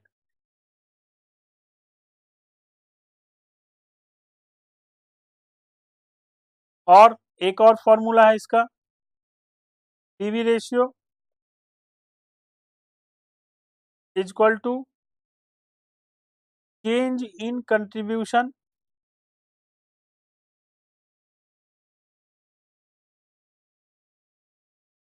Divided by change in sale. अभी फॉर्मूला लिख लीजिए, इसके बारे में बात करेंगे, चर्चा करेंगे। ये फॉर्मूला कब यूज किया जाता है? सेकंड वाला, नंबर दे देता हूं मैं 1 2 3। सेकेंड वाला फॉर्मूला यूज किया जाता है जब आपके सामने कोई कंपेयर स्टेटमेंट दे दे कि लास्ट ईयर का प्रॉफिट ये था, करंट ईयर का प्रॉफिट ये है, या फिर लास्ट ईयर का कंट्रीब्यूशन ये था, करंट ईयर का कंट्रीब्यूशन ये है, और सेल दे दे। तो उस सिचुएशन में आपके पास एग्जैक्ट डेटा नहीं रहेगा,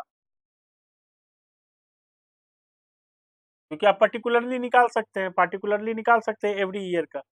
लेकिन जब सिर्फ चेंज की इंफॉर्मेशन दे तो वहां पे आप दोनों ईयर में या दोनों क्वार्टर में जो भी चेंज हुआ है उस अमाउंट को ले लेंगे, और सेल में जो चेंज हुआ है उस अमाउंट को ले लेंगे, आपका पीवी रेशियो कैलकुलेट होके आ जाएगा।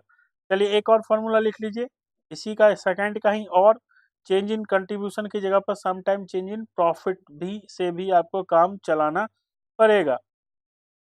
Change in profit divided by change in sale, change in cell.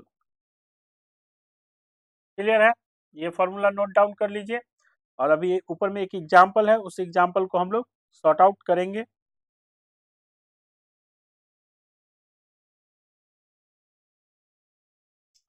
Formula एक जगह लिख लीजिएगा तो बेटर रहेगा। चलिए इलस्ट्रेशन देखिए, आपको दिख रहा है इलस्ट्रेशन, और इलस्ट्रेशन में क्या बोला है, calculate PV ratio in each of the following independent case, यानी सब अलग अलग केस है, अलग अलग सिचुएशन के अकॉर्डिंग हमको पीवी रेशियो कैलकुलेट करना है।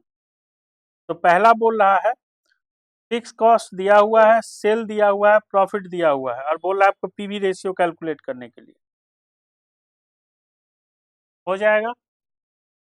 सबसे पहले आपको क्या करना पड़ेगा, यहाँ पे कंट्रीब्यूशन मिसिंग है,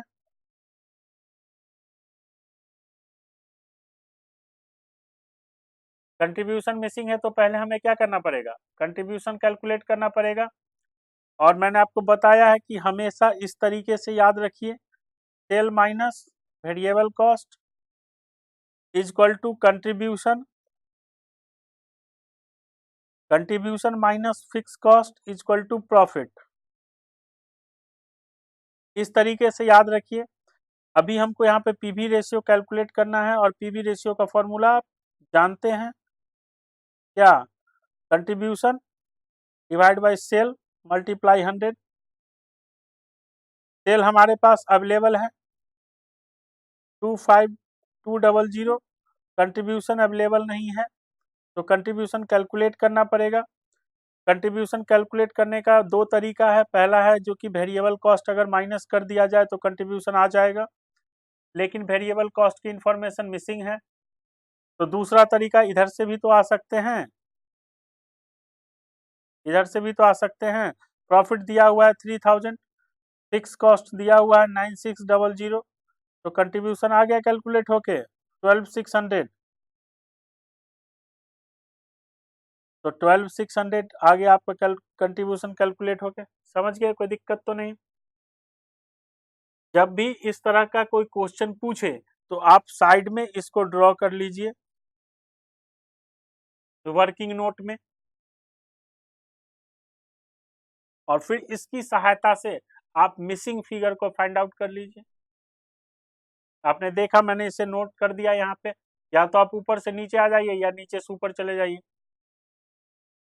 तो कंट्रीब्यूशन आ गया। अभी इसको आप सॉर्ट आउट कर दीजिए, तो 12 दूनी 24, 6 दूनी 12, मुझे लग रहा है ये तो सिंपल सिंपल है 50%।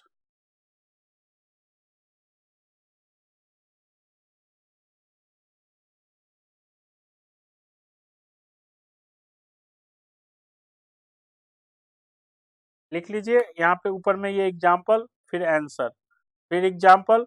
चलिए सेकंड एग्जाम्पल पे चलते हैं। कोई प्रॉब्लम हो तो कमेंट बॉक्स में लिखिएगा। आपको जो वीडियो क्लासेज आप देख रहे हैं, हमारी ऐप है समृद्धि कॉमर्स क्लासेज SCC करके, प्ले स्टोर पर मिल जाएगी। वहाँ पे भी आपको ये वीडियो मिल जाएगा। वहाँ पे आपको ये PDF जो अभी आप क्लास में भी पढ़ रहे हैं, ये PDF आपको फ्री में मिल जाएगा। अगली क्लास से जो हम लोग न्यूमेरिकल क्वेश्चन पर करेंगे क्लास में सॉल्व, उसके लिए आपको बहुत छोटा सा अमाउंट एक पेमेंट करना पड़ेगा। वो PDF आप ऐप में डाउनलोड करके क्वेश्चन क्वेश्चन देख सकते हैं। आंसर आपके लिए वीडियो क्लासेस फ्री है। ठीक है। Okay, then variable cost to sales ratio is 86%. Variable cost to sales ratio मतलब कह रहा है कि वेरिएबल कॉस्ट कितना है, 86%। तो अभी हम लोगों ने यहाँ पे क्या सीखा है, वेरिएबल कॉस्ट कितना है यहाँ पे 50%। तो कंट्रीब्यूशन कितना है 50%, यहाँ है 60 तो कंट्रीब्यूशन 40, यहाँ पे 40 तो कंट्रीब्यूशन 60। और मैंने आपको यहाँ पे नोट भी करवा दिया है, ये देखिए।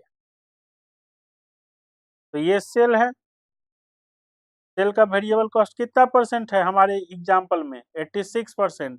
तो अगर ये 86% है तो ये कितना परसेंट होगा 14%। तो सिंपल है, ये तो आसान सा यहीं पे बन गया 14%।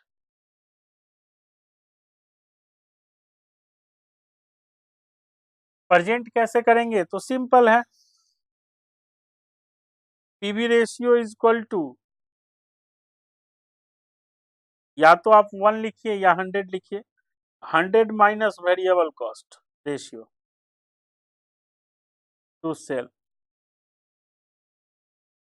वेरिएबल कॉस्ट रेशियो कितना है 86, ये 100, तो पीवी रेशियो कितना होगा 14। क्लियर है, आगे बढ़े। नेक्स्ट पॉइंट देखिए, selling price 50, marginal cost 40। Marginal cost किसकी बात कर रहा है, वेरिएबल कॉस्ट की। मार्जिनल कॉस्ट किसकी बात कर रहा है, वेरिएबल कॉस्ट की। तो वेरिएबल कॉस्ट आपको पता है ही 40। स्टार्टिंग ही हम लोगों ने क्या किया था, मार्जिनल कॉस्ट का कंसेप्ट क्या है, ओनली वेरिएबल कॉस्ट। तो मार्जिनल कॉस्ट सिर्फ आपको कंफ्यूज करने के लिए दिया है एग्जामिनर। तो मार्जिनल कॉस्ट 40 यानी वेरिएबल कॉस्ट। तो कंट्रीब्यूशन क्या आपको पता है, कंट्रीब्यूशन इज इक्वल टू क्या, सेल्स माइनस वेरिएबल कॉस्ट। तो यहाँ पे क्या है 50 माइनस 40 इक्वल टू 10। और इसके बाद आपको बताने की जरूरत है पीवी रेशियो क्या होगा, 10 डिवाइड बाई 50 मल्टीप्लाई 100 यानी कि 20%। हो गया, बात खत्म, कहानी खत्म। फॉर्मूला लिख के कीजिएगा, यहाँ पे मैंने ऐसे शॉर्टकट बता दिया क्योंकि अब आप सीख चुके हैं, आपको आ चुका है, कोई प्रॉब्लम नहीं है। अगला पॉइंट क्या कह रहा है कि वेरिएबल कॉस्ट कितना है 20 और कंट्रीब्यूशन कितना है 5। तो सेल आप भी बता दीजिए मुझे क्या होगा, बस बस यही काम तो करना है, ये लिख लेना है एक बार, ये वाला पॉइंट आपको एक बार लिख देना है और यहाँ से सारा समस्या आपका समाधान हो जाएगा। तो वेरिएबल कॉस्ट कितना बोल रहा है 20 और कंट्रीब्यूशन कितना बोल रहा है 5, तो ये सेल कितना होगा 25। तो इन दैट केस कंट्रीब्यूशन पता चल गया, सेल पता चल गया, तो बस हो गया 20%। फिर बोल रहा है कि कंट्रीब्यूशन 75, सेल 225। तो यहाँ पे तो कुछ करने की जरूरत ही नहीं है, दोनों इन्फॉर्मेशन डायरेक्ट आपको दे दिया गया है।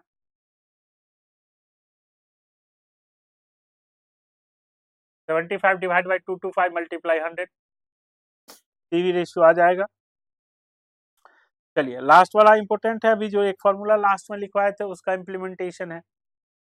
कह रहा है कि sale increase from 20,000 to 24,000 and profit increase 1400 to 1800। कोई बात नहीं, पीवी रेशियो निकल जाएगा। कैसे निकल जाएगा,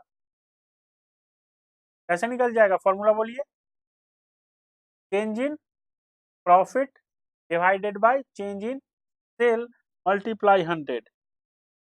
तो चेंज इन प्रॉफिट कितना है 1800 माइनस 1400, 1800 हो गया, अब पहले था 1400, तो इंक्रीज हुआ है। 24,000 minus 20,000 multiply 100, PV ratio calculate कर रहे हैं हम लोग। तो 400 डिवाइड बाई 4,000, 10%। ठीक है, तो पीवी रेशियो निकालने में तो मुझे नहीं लगता है कि किसी प्रकार की किसी भी समस्या का आपको सामना करना पड़ेगा। अब थोड़ा सा पीवी रेशियो आपको पता चल गया, एकदम सिंपल टर्म है PV ratio, contribution divide by sale multiply 100।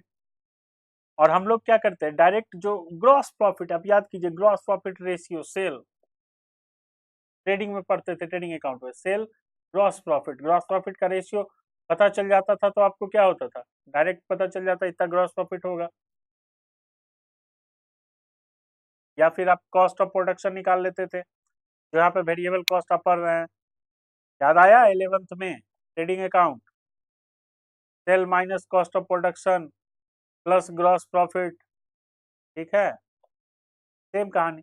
तो पीवी रेशियो तो आपको पता चल गया कि किस लिए एनालिसिस, किस एनालिसिस के पॉइंट ऑफ व्यू से ठीक है, क्योंकि दो तीन बातें पता चल जाती है। एक तो डायरेक्ट कंट्रीब्यूशन पता चल जाता है किसी ऑर्गेनाइजेशन का, और किसी समझदार आदमी को अगर आप बोलिए कि पीवी रेशियो 20% है, आप जैसे पढ़े लिखे लोगों को अगर कोई बोले कि पीवी रेशियो 20% है, तो आपके दिमाग में क्या क्लिक कर जाना चाहिए, अच्छा वेरिएबल कॉस्ट 80% है, हाई है। पीवी रेशियो को अगर बढ़ा दिया जाए 60% है, मतलब वेरिएबल कॉस्ट लो है।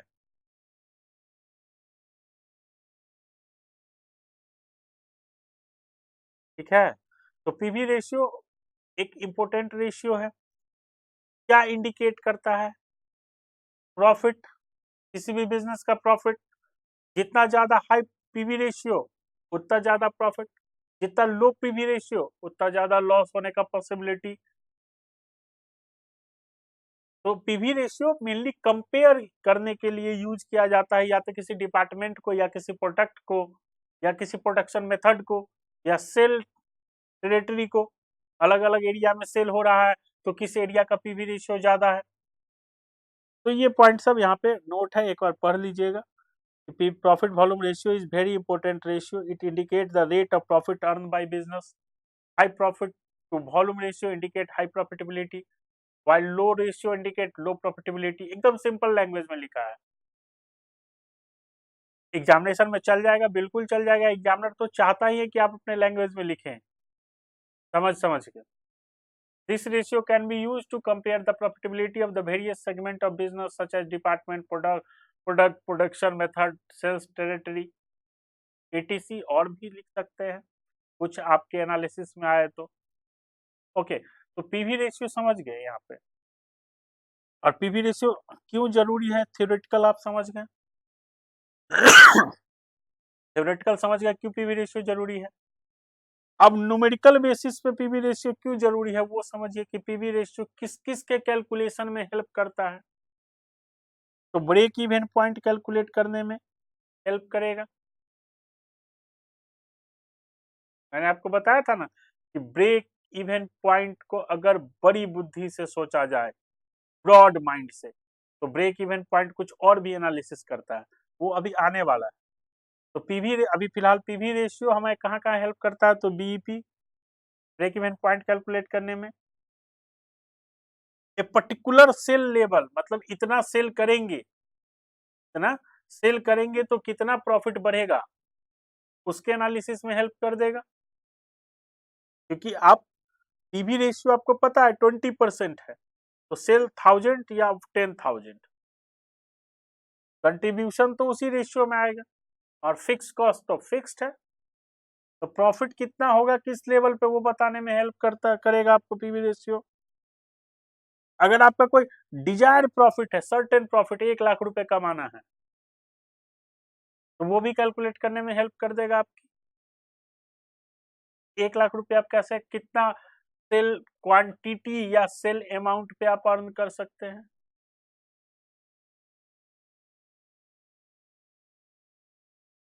अच्छा, 5 पॉइंट, मार्जिन ऑफ सेफ्टी पे प्रॉफिट कितना होगा ये कैलकुलेट करने में हेल्प करेगा। अब आपके माइंड में आ गया कि मार्जिन ऑफ सेफ्टी क्या है। चलिए, मार्जिन ऑफ सेफ्टी पे तो हालांकि मैं थोड़ी देर के बाद बात करता, लेकिन बात कर लेनी चाहिए। आइए बात करते हैं। देखिए, एक ऑर्गेनाइजेशन है, वो सेल करती अमाउंट में बात कर रहे हैं, ठीक है, 1 लाख रुपीज का।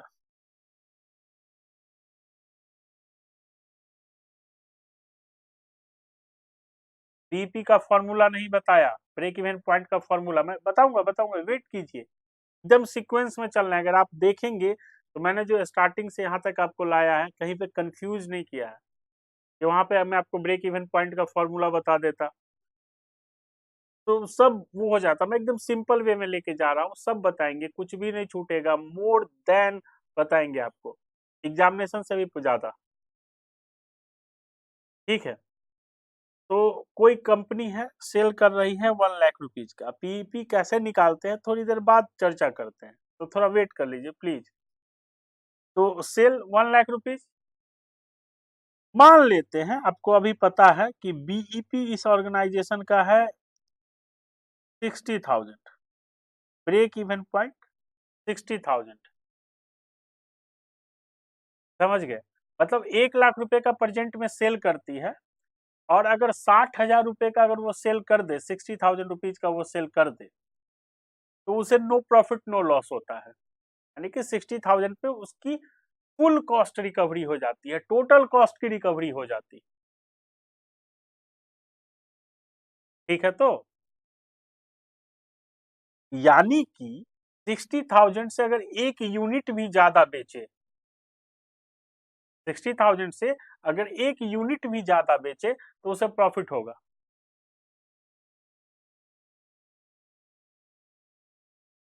तो अगर मान लेते हैं 60,000 से एक यूनिट भी ज्यादा बेचे तो उसे प्रॉफिट होगा। ये अभी सेल कितने का कर रही है वो? 1 लाख रुपए का। तो 60,000 यूनिट गलत बोल रहा हूं मैं, अमाउंट के टर्म में बात कर रहा हूँ, मेरा मिस्टेक है, तो उसको ध्यान मत दीजिएगा, आप बस कंसेप्ट समझिए।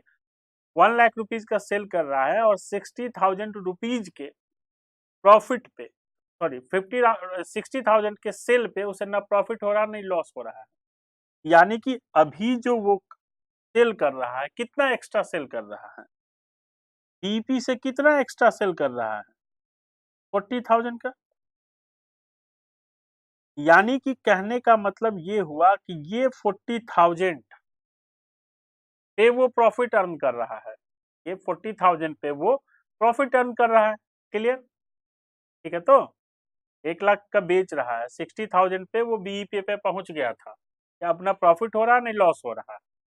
लेकिन अभी एक्स्ट्रा जो 40,000 बेच रहा है, यानी कि उसी में प्रॉफिट है। यही तो है मार्जिन ऑफ सेफ्टी, यही क्या है? Margin of safety.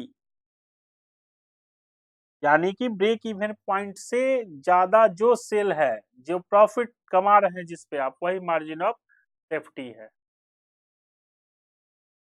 क्लियर है? तो ऐसे आप एक चीज और समझ लीजिए, जैसे कंट्रीब्यूशन एंड वेरिएबल कॉस्ट में आपने समझा था, क्या समझा था कि वेरिएबल कॉस्ट एंड कंट्रीब्यूशन दोनों मिला के सेल होता है, तो बीईपी और मार्जिन ऑफ सेफ्टी मिला के भी क्या होता है? सेल होता है। क्लियर?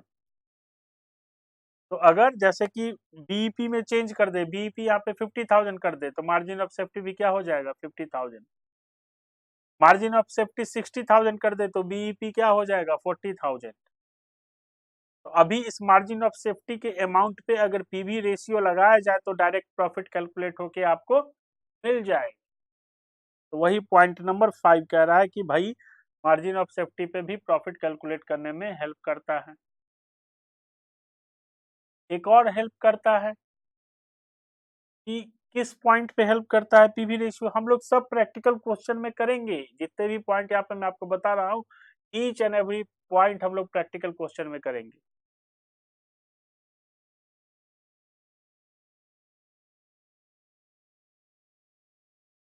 कह रहा है 5th पॉइंट में कि अगर हमें प्रॉफिट उतना ही चाहिए,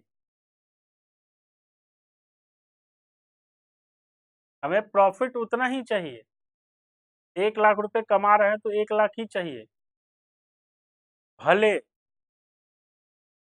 सेलिंग प्राइस में चेंज करना पड़े।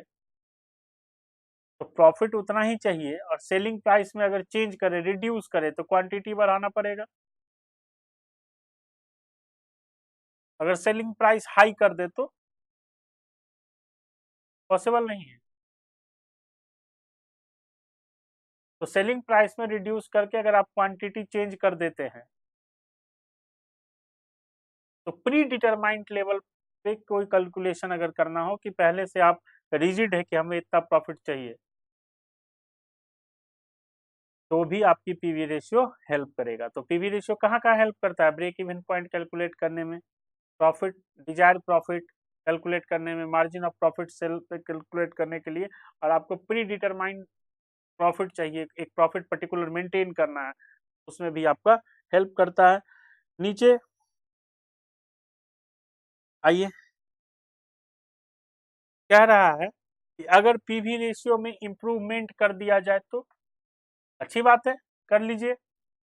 जितना हाई पीवी रेशियो, अभी हमने देखा है कि जितना हाई पीवी रेशियो उतना ज्यादा प्रॉफिट, और जितना लो पीवी रेशियो उतना बुरा स्थिति है किसी भी ऑर्गेनाइजेशन का। तो एवरी ऑर्गेनाइजेशन क्या चाहती है, एवरी ऑर्गेनाइजेशन क्या चाहती है, एवरी ऑर्गेनाइजेशन क्या है, भूखी है किसकी, मैक्सिमाइज दिस रेशियो। जितना ज्यादा रेशियो बढ़ाएंगे उतना ही ज्यादा प्रॉफिट होगा। अब पीवी रेशियो कैसे बढ़ाया जाता है, the following measure can be taken to increase this ratio. तो पीवी रेशियो कैसे बढ़ाया जाएगा, हाउ, तो सेलिंग प्राइस आप बढ़ा सकते हैं तो पीवी रेशियो बढ़ जाएगा। वेरिएबल कॉस्ट को आप कम कर सकते हैं तो पीवी रेशियो बढ़ जाएगा। और सेल मिक्स में चेंज कर दिया जाए, सेल मिक्स के बारे में बात करेंगे हम लोग, थोड़ा टाइम दीजिए। सेल मिक्स अब बता देते, छोटी सी बात। सेल मिक्स मतलब अभी आप दो प्रोडक्ट बेच रहे हैं, ए और बी, 50-50 के रेशियो में। अब आपको पीवी रेशियो जहां पे हाई है वहां सेल इंक्रीज कर देंगे। मान लीजिए product A, product B, product A का पीवी रेशियो हाई है तो प्रोडक्ट ए 60% कर देंगे, प्रोडक्ट बी 40% कर देंगे। It is called the sales mix. तो ये तीन तरीके हैं जिससे आप पीवी रेशियो को इंक्रीज कर सकते हैं। चलिए, अभी जितना हमने पढ़ा एक बार कंक्लूड कर लेते हैं, फिर अगले पॉइंट पे चलेंगे। हम लोगों ने स्टार्ट किया था जो कि cost of production and sale का दो मेथड है, पॉपुलर मेथड, जो कि absorption costing and marginal. Absorption कहता है कि भैया variable plus fix cost is equal to total cost. Marginal कहता है ना जी ना, फिक्स कॉस्ट तो रिजिड है, स्टेबल है, वेरिएबल कॉस्ट, और वेरिएबल कॉस्ट मतलब मार्जिनल कॉस्ट। और कह रहा है कि वेरिएबल कॉस्ट सेल में से आप माइनस करो, उसमें से जो कंट्रीब्यूशन आए उसके थ्रू आप एनालिसिस करो। तो वहां पे कंट्रीब्यूशन का फॉर्मूला बन गया, contribution equal to sales minus variable cost. फिर हम लोग आ गए सीवीपी एनालिसिस पे, कॉस्ट वॉल्यूम प्रॉफिट। नाम में ही छुपा हुआ कि इन तीनों का एनालिसिस करने का वो है क्या, सीवीपी एनालिसिस। तो एक्सटेंशन है प्रिंसिपल का, मार्जिनल कॉस्टिंग का। वो कहता है कि अगर तीनों में कोई भी छेड़छाड़ करोगे तो बहुत कुछ बदल जाएगा। फिर आगे हम लोग बीईपी पे, बीईपी सेम है, also called break even point. CVP also called break even point. Break even point हमें क्या सिखाता है कि एक ऐसा पर्टिकुलर सेल का लेवल जहां पे ना प्रॉफिट हो ना लॉस हो।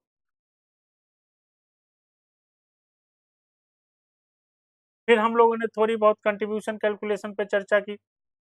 फिर हम लोगों ने जो कंट्रीब्यूशन कैलकुलेट किया था, सेल्स माइनस वेरिएबल कॉस्ट, उसके रिलेशनशिप को परसेंट में चर्चा किया हमने कि पीवी रेशियो। अब जो हम वहां पे कहानी छोड़ के आ गए थे ब्रेक इवन पॉइंट की सिर्फ चर्चा समझ के, कैसे पता करेंगे कि इतना बिकने पे ही नो प्रॉफिट नो लॉस होगा, एक पर्टिकुलर अमाउंट या पर्टिकुलर यूनिट कैसे पता करेंगे कि इतना यूनिट ही बेच बिकेगा तो हमारा टोटल कॉस्ट आ जाएगा, इतना ही यूनिट ही बिकेगा तो हमारा, सॉरी इतना ही अमाउंट का ही बेचेंगे तो हमारा टोटल कॉस्ट कैलकुलेट होकर आ जाएगा, पॉकेट में नो प्रॉफिट नो लॉस पे रहेंगे। उससे आगे पे जाएंगे तो मार्जिन ऑफ सेफ्टी हो जाएंगे। तो दो तरीका है, पॉपुलर मेथड है अलजेब्रिक एंड ग्राफिकल, ये मैं पहले डिस्कस कर चुका हूँ। ग्राफिकल प्रोडक्शन प्रेजेंटेशन को हम लोग इग्नोर करेंगे, हम लोग अलजेब्रिक कैलकुलेशन पे बढ़ेंगे, हमारे पॉइंट ऑफ व्यू से यही इंपॉर्टेंट है। फिर मैंने वहां पे बोला था कि नैरो सेंस में, छोटी बुद्धि में अगर आप सोचे, छोटी बुद्धि के हिसाब से, तो बीईपी क्या बताता है, तो बीईपी यही बताता है कि भैया no profit no loss, total cost is equal to sale, यही तो बताता है। लेकिन अगर आप इसमें ब्रॉड सेंस में सोचेंगे और दिमाग को खुली छूट दे दे कि सोचो कितना सोच सकते हो, तो बीईपी इन सब चीजों में हेल्प करता है। क्या हेल्प करता है बीईपी, जो कि किसी भी सेल लेवल पे प्रॉफिट और लॉस कितना होगा कैलकुलेट करने में, वेरियस अलग अलग सेल लेवल पे कितना प्रॉफिट होगा कितना लॉस होगा कैलकुलेट करने में। अगर आपका कोई अंदर दबी हुई इच्छा है, डिजायर प्रॉफिट, कि हम इतना प्रॉफिट कमाए तो ठीक रहेगा, उसकी भी कैलकुलेशन में आपकी मदद करता है डिजायर प्रॉफिट। आपको अच्छा इतना प्रॉफिट चाहिए तो आपको लिए इतना यूनिट या इतना अमाउंट का सेल करना पड़ेगा। और मिसिंग फिगर कैलकुलेट करने में भी आपकी हेल्प करता है। तो अभी हम लोग पहले ये 3 हेल्प करेगा बीईपी आपको। एंड अभी हम लोग पहले क्या करेंगे, पहले फॉर्मूला नोट डाउन करेंगे बीईपी का, एंड देन हम लोग आगे बढ़ेंगे। तो आइए ब्रेक इवन पॉइंट का फॉर्मूला एक अब नोट डाउन कर लीजिए। उसके बाद हम लोग आगे बढ़ेंगे। आइए फर्स्ट फॉर्मूला लिखिए। बीईपी ब्रेक इवन पॉइंट, अब पूरा लिखना चाहे तो लिख सकते हैं, लेकिन बीईपी लिखिए, एग्जामिनेशन में बिल्कुल चलेगा। तो बीईपी जब यूनिट में कैलकुलेट करना हो कि कितना यूनिट सेल करेंगे, तो कितना कितना यूनिट सेल करने पे हम लोग नो प्रॉफिट नो लॉस में पहुंच जाएं, तो उसका फॉर्मूला है फिक्स्ड कॉस्ट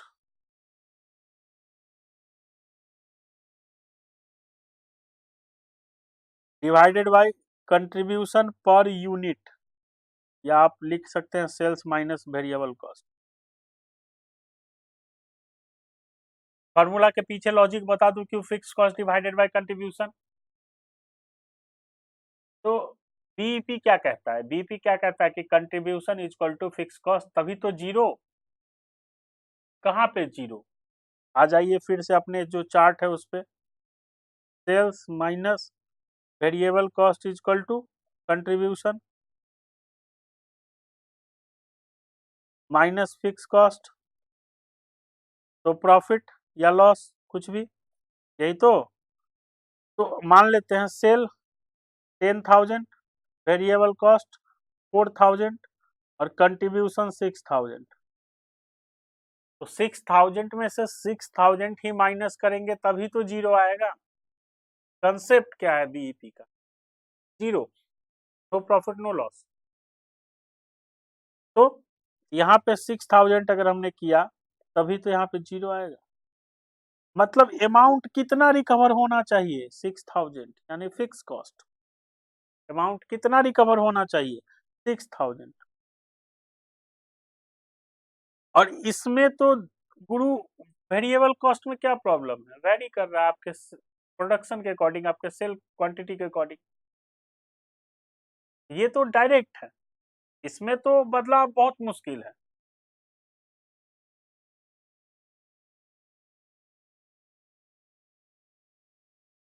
तो आपको क्या रिकवर करना है इनिशियल स्टेज पे, जो आपका फिक्स कॉस्ट है।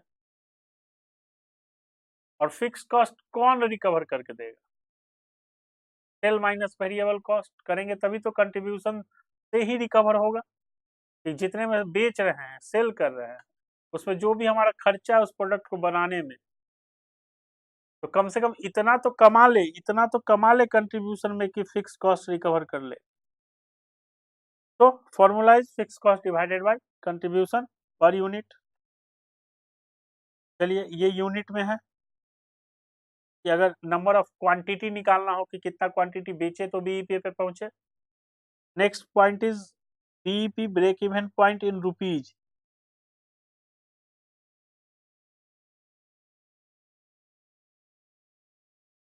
कितना अमाउंट का बेचे, तो फिक्स कॉस्ट यहाँ पे ठीक है, ऊपर में तो फिक्स्ड कॉस्ट ही रहेगा।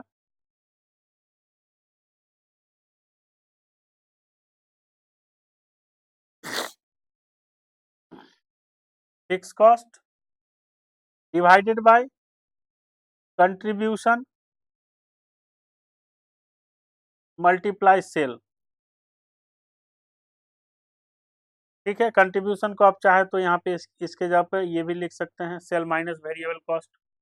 आगे जरूरत नहीं पड़ेगी आपको बार बार बताने की, लेकिन मैं यहाँ पे बता दे रहा हूँ। ठीक है, और एक और फॉर्मूला है इसका, जो अभी फॉर्मूला लिखने वाला हूँ ज़्यादा पॉपुलर है, लेकिन इस चैप्टर में ये नहीं कह सकते हैं कि ये फॉर्मूला पॉपुलर है, ये फॉर्मूला पॉपुलर नहीं है। ज़्यादातर जगह पे यही देखने को मिलेगा जो सेकंड वाला लिखते हैं लेकिन एग्जामिनर आपसे कोई भी फॉर्मूला चेक कर सकता है, उसके लिए आप प्रिपेयर रहिए। सेकेंड फॉर्मूला कुछ खास नहीं है, fix cost divided bye PV ratio, divided by PV ratio, यही फॉर्मूला है। तो बीईपी कैलकुलेट करने का तो फॉर्मूला है, लिख लीजिए। अगर यूनिट में कैलकुलेट करना हो तो कंट्रीब्यूशन पर यूनिट से डिवाइड कर दीजिए, अगर अमाउंट में कैलकुलेट करना है तो पीवी रेशियो से डिवाइड कर दीजिए। ठीक है, चेक करेंगे फॉर्मूला को हम लोग एग्जाम्पल की सहायता से, घबराइए नहीं।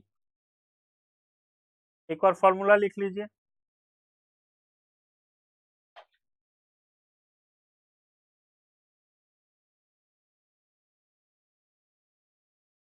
लिख लिया फॉर्मूला आपने? चलिए, तो यहाँ पे जो फॉर्मूला लिखा है उसमें आप समझ में आया? पीवी रेशियो का यूटिलाइजेशन में हम लोग पढ़ रहे थे, बीईपी कैलकुलेट करने में हेल्प करता है। अगर एग्जामिनेशन में भूले भटके कभी क्वेश्चन आ जाए यूटिलाइजेशन और पीवी रेशियो, तो आप फॉर्मूला देख के भी आंसर लिख सकते हैं। Am I clear?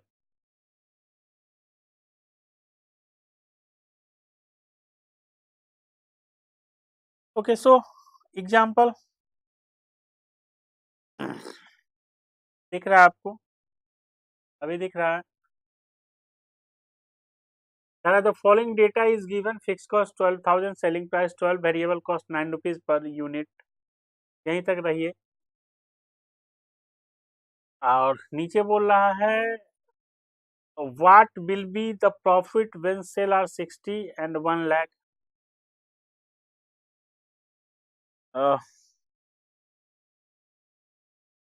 तो हम लोग यहीं तक रहते हैं पहले क्वेश्चन में। फिर ये सेकंड क्वेश्चन मान लीजिए, एग्जाम्पल 1 है, एग्जाम्पल 2, और फिर ये एग्जाम्पल 3 भी करेंगे, तो टेंशन लेने की बात नहीं है। तो पहला क्वेश्चन आपसे पूछ रहा है क्या कि फिक्स कॉस्ट, नीचे ही चलते हैं, नीचे फॉर्मूला लिख लिया आपने। फिक्स कॉस्ट हमारा दिया हुआ है, क्वेश्चन 1 कह रहा है कि फिक्स कॉस्ट आपका कितना है, 12,000, एंड वेरिएबल कॉस्ट आपका बोल रहा है 9 रुपीज पर यूनिट है, एंड सेल बोल रहा है आपका selling price, selling price is equal to 12 rupees per unit. तो बोल रहा बीईपी बताइए, पहले तो बीईपी बताते हैं यूनिट में। इसमें बताइए, यूनिट में बताए रुपीज में बताए? यूनिट में बताते हैं। तो बीईपी यूनिट फॉर्मूला बताइए, fix cost divided by contribution per unit, CPU, ऐसे भी लिख सकते हैं, सेल्स माइनस वेरिएबल कॉस्ट। तो फिक्स कॉस्ट 12,000 एंड 12 माइनस 9, ठीक है। तो 12,000 डिवाइडेड बाय 3, 4,000 यूनिट बीईपी, यानी कि 4,000 यूनिट को सेल करने पे ना आपको प्रॉफिट होगा ना लॉस होगा। एक भाई कह रहा नहीं मानेंगे, रिकंसलेशन कर ले, चेक कर लें कि फॉर्मूला सही है कि नहीं सही है। आइए चेक कर लेते हैं, यहीं पे चेक कर लेते हैं। सेल, सेल कितना होगा वैल्यू, 4,000 यूनिट मल्टीप्लाई 12, कितना होगा 48,000। अमाउंट लिख रहा हूं मैं, ये 4,000 यूनिट था। वेरिएबल कॉस्ट 4,000 यूनिट मल्टीप्लाई 9, कितना होगा 36,000। कैलकुलेट कर लीजिएगा, गलती हो सकती है, ऐसे ही मैं कैलकुलेट कर रहा हूँ। कंट्रीब्यूशन कितना आ गया, 40,000 minus 36,000 is equal to 12,000, and what is the fix cost, fix cost is 12,000। तो प्रॉफिट एंड लॉस नील, ठीक है। फॉर्मूला मान गया भाई तुम?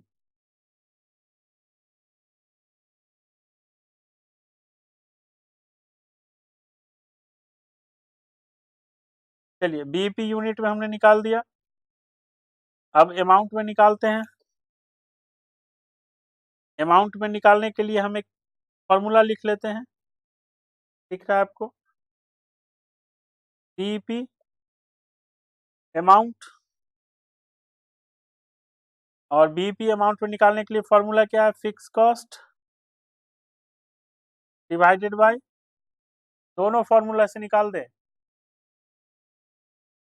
चलिए आपकी इच्छा।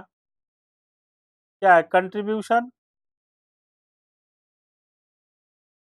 Multiply sale. तो फिक्स कॉस्ट कितना अपना 12,000, कंट्रीब्यूशन कितना है 3, और सेल कितना है? सेल कितना है 12,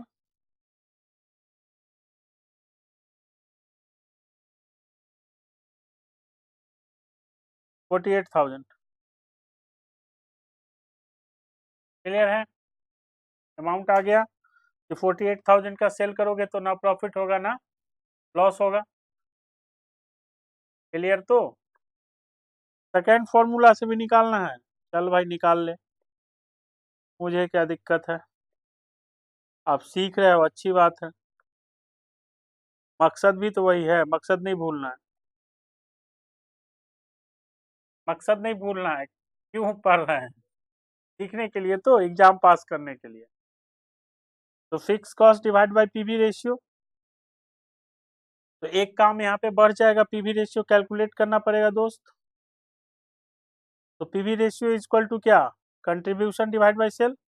सी बाई एस भी लिख सकते हैं, लेकिन अभी आप लोग नए नए छोटे छोटे बच्चे हो, इसलिए पूरा लिख रहे हैं। ये तो सी बाई एस मल्टी कर सकते हैं। तो कंट्रीब्यूशन कितना है हमारा 3 रुपीज।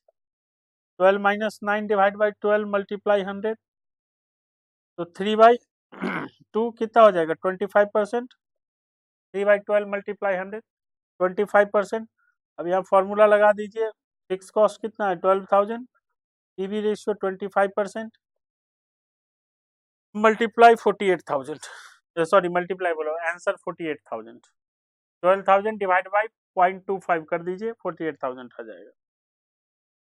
मुझे लगता है कि आपने सीखा है यहाँ पे ठीक ठाक। आगे बढ़े।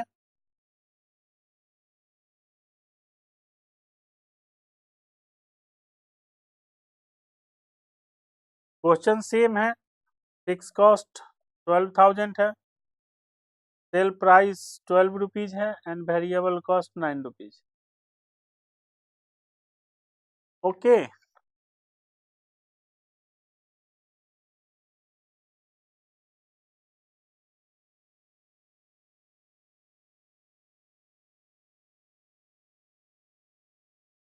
तो बेसिक हमने ब्रेक इवन पॉइंट कैलकुलेट करना सीख लिया है।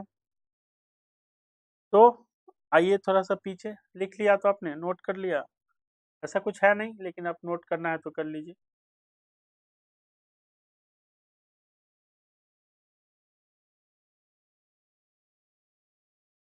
तो हम लोग यहाँ पे पढ़ के आए हैं।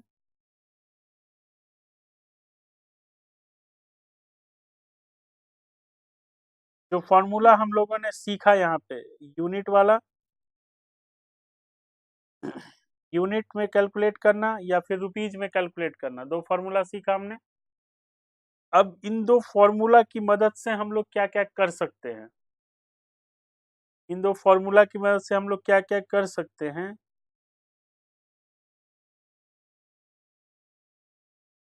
ये 3 कैलकुलेशन हम लोग कर सकते हैं। Profit and loss various sale level पे, अलग अलग सेल लेवल पे कैलकुलेट कर सकते हैं, डिजायर प्रॉफिट पे कैलकुलेट कर सकते हैं, और मिसिंग फिगर हम लोग कैलकुलेट कर सकते हैं। तो सिंपल आपने देख लिया है। अब डिजायर प्रॉफिट वाला देखना चाहेंगे। चलिए, तो पहला जो कि बीईपी के फॉर्मूला से हम लोग क्या क्या कर सकते हैं, तो फर्स्ट जो पॉइंट है हमारा वो है calculation of profit at different sale level.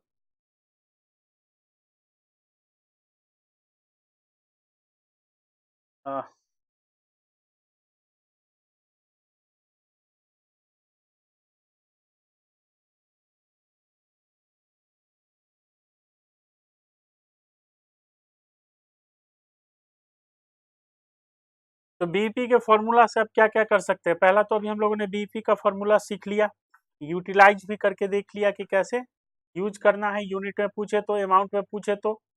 अब अगला पॉइंट हम लोग का ये है कि बीईपी के फॉर्मूला से आप क्या क्या कर सकते हैं। तो 3 काम आप कर सकते हैं कि डिफरेंट सेल वॉल्यूम या सेल लेवल पे प्रॉफिट कैलकुलेट करना, सेकंड आप कर सकते हैं डिजायर्ड प्रॉफिट कैलकुलेट करना, और थर्ड कर सकते हैं मिसिंग फिगर। तो आज हम लोग ये पॉइंट कवर करके रहने देते हैं, और फिर जो बाद बाकी बचेगा 2 concept, desired profit and missing figure, वो देखेंगे। मार्जिन ऑफ सेफ्टी देखेंगे अगले क्लास में, छोटी ही क्लास रखेंगे, और कुछ प्रैक्टिकल क्वेश्चन देखेंगे। और फिर तीसरे क्लास से हम लोग सिर्फ और सिर्फ न्यूमेरिकल्स पे आ जाएंगे। वो सारे न्यूमेरिकल जो जीरो से लेके टफ एकदम हाई लेवल तक के न्यूमेरिकल देखेंगे, जो हमारे एग्जामिनेशन पॉइंट ऑफ व्यू से सूटेबल एंड सटीक होगा। आपको पता है कि जितने भी क्वेश्चन हमारे पास रहेंगे 1970 से लेके आपका लास्ट अटेम्प्ट जो भी गया है नवंबर 2025 तक के अटेम्प्ट के क्वेश्चन हम लोग कवर करेंगे। और आने वाले टाइम में या तो आप जनवरी अटेम्प्ट दे रहे हो, या फिर आप मई अटेम्प्ट दें, जून अटेम्प्ट दें, उसमें जो क्वेश्चन आएगा हमारी क्लास से ही क्वेश्चन रहेगा। मैं इसका न दावा नहीं कर रहा हूँ, लेकिन मुझे पूरा भरोसा है। ठीक है, तो जितने भी क्वेश्चन कंसेप्ट हम लोग कर रहे हैं फोकस करके आप कीजिए, आपका बहुत फायदा होगा। चलिए एक क्वेश्चन लेते हैं, सेम क्वेश्चन रखते हैं। क्वेश्चन सेम है, फिक्स कॉस्ट हमारा 12,000 है, सेलिंग प्राइस हमारा 12 रुपीज है per unit, and variable cost हमारा 9 रुपीज पर यूनिट है। क्वेश्चन क्या है कि आपको प्रॉफिट कैलकुलेट करना है, प्रॉफिट कैलकुलेट करना है when sale is 60,000 and sale is 1 lakh. तो सिंपल है,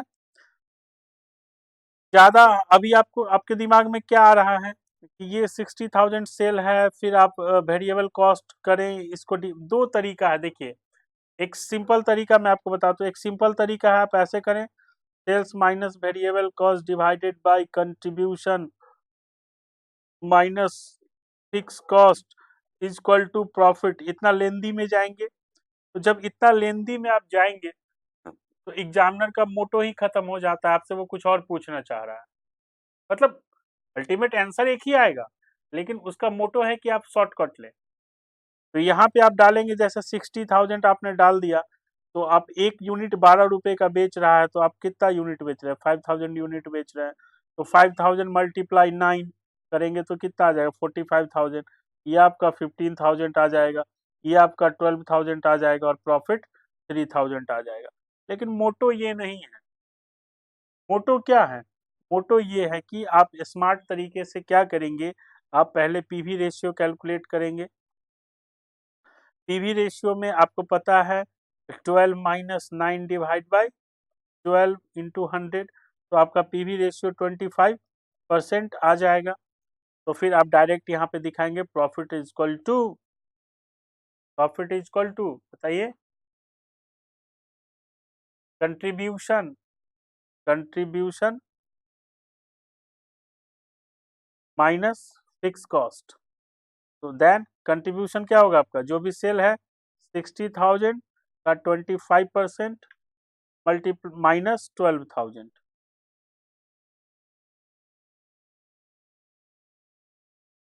तो 15,000 माइनस 12,000, तो 3,000। इसी तरीके आप बी पॉइंट, अगर 1 लाख सेल हो तो वहां पे भी आप कैलकुलेट कर सकते हैं। 1 लाख रुपीज मल्टीप्लाई 25%, लिख ही देता हूँ मैं, 1 लाख मल्टीप्लाई 25%, कंट्रीब्यूशन आ गया आपका 25,000 का, -12 13,000 आपका प्रॉफिट आ गया। तो दोस्तों हम लोगों ने एक कंसेप्ट कवर कर लिया है। अगली क्लास में हम लोग डिजायर्ड प्रॉफिट, एक पर्टिकुलर प्रॉफिट का अमाउंट कैलकुलेट चाहिए हमें, तो बीईपी के हेल्प से कैसे कैलकुलेट करेंगे वो निकालेंगे। फिर मिसिंग फिगर कैलकुलेट करना सीखेंगे एंड फिर मार्जिन ऑफ सेफ्टी पे बात करेंगे एंड कुछ इलस्ट्रेशन करेंगे जिससे आपका कॉन्फिडेंस एकदम हाई लेवल पे रहेगा। और फिर हम लोग examination, past year, RTP, study material सारे क्वेश्चन को फोड़ के रख देंगे। तो दोस्तों अगर अच्छा लगे, पसंद आया हो तो लाइक शेयर सब्सक्राइब, अब तो बोलने की बात भी नहीं है, कर दीजिएगा। और दोस्तों के साथ शेयर कीजिए, ज़्यादा से ज़्यादा जितने लोग हेल्प कर सके सभी लोग पढ़ सकते हैं।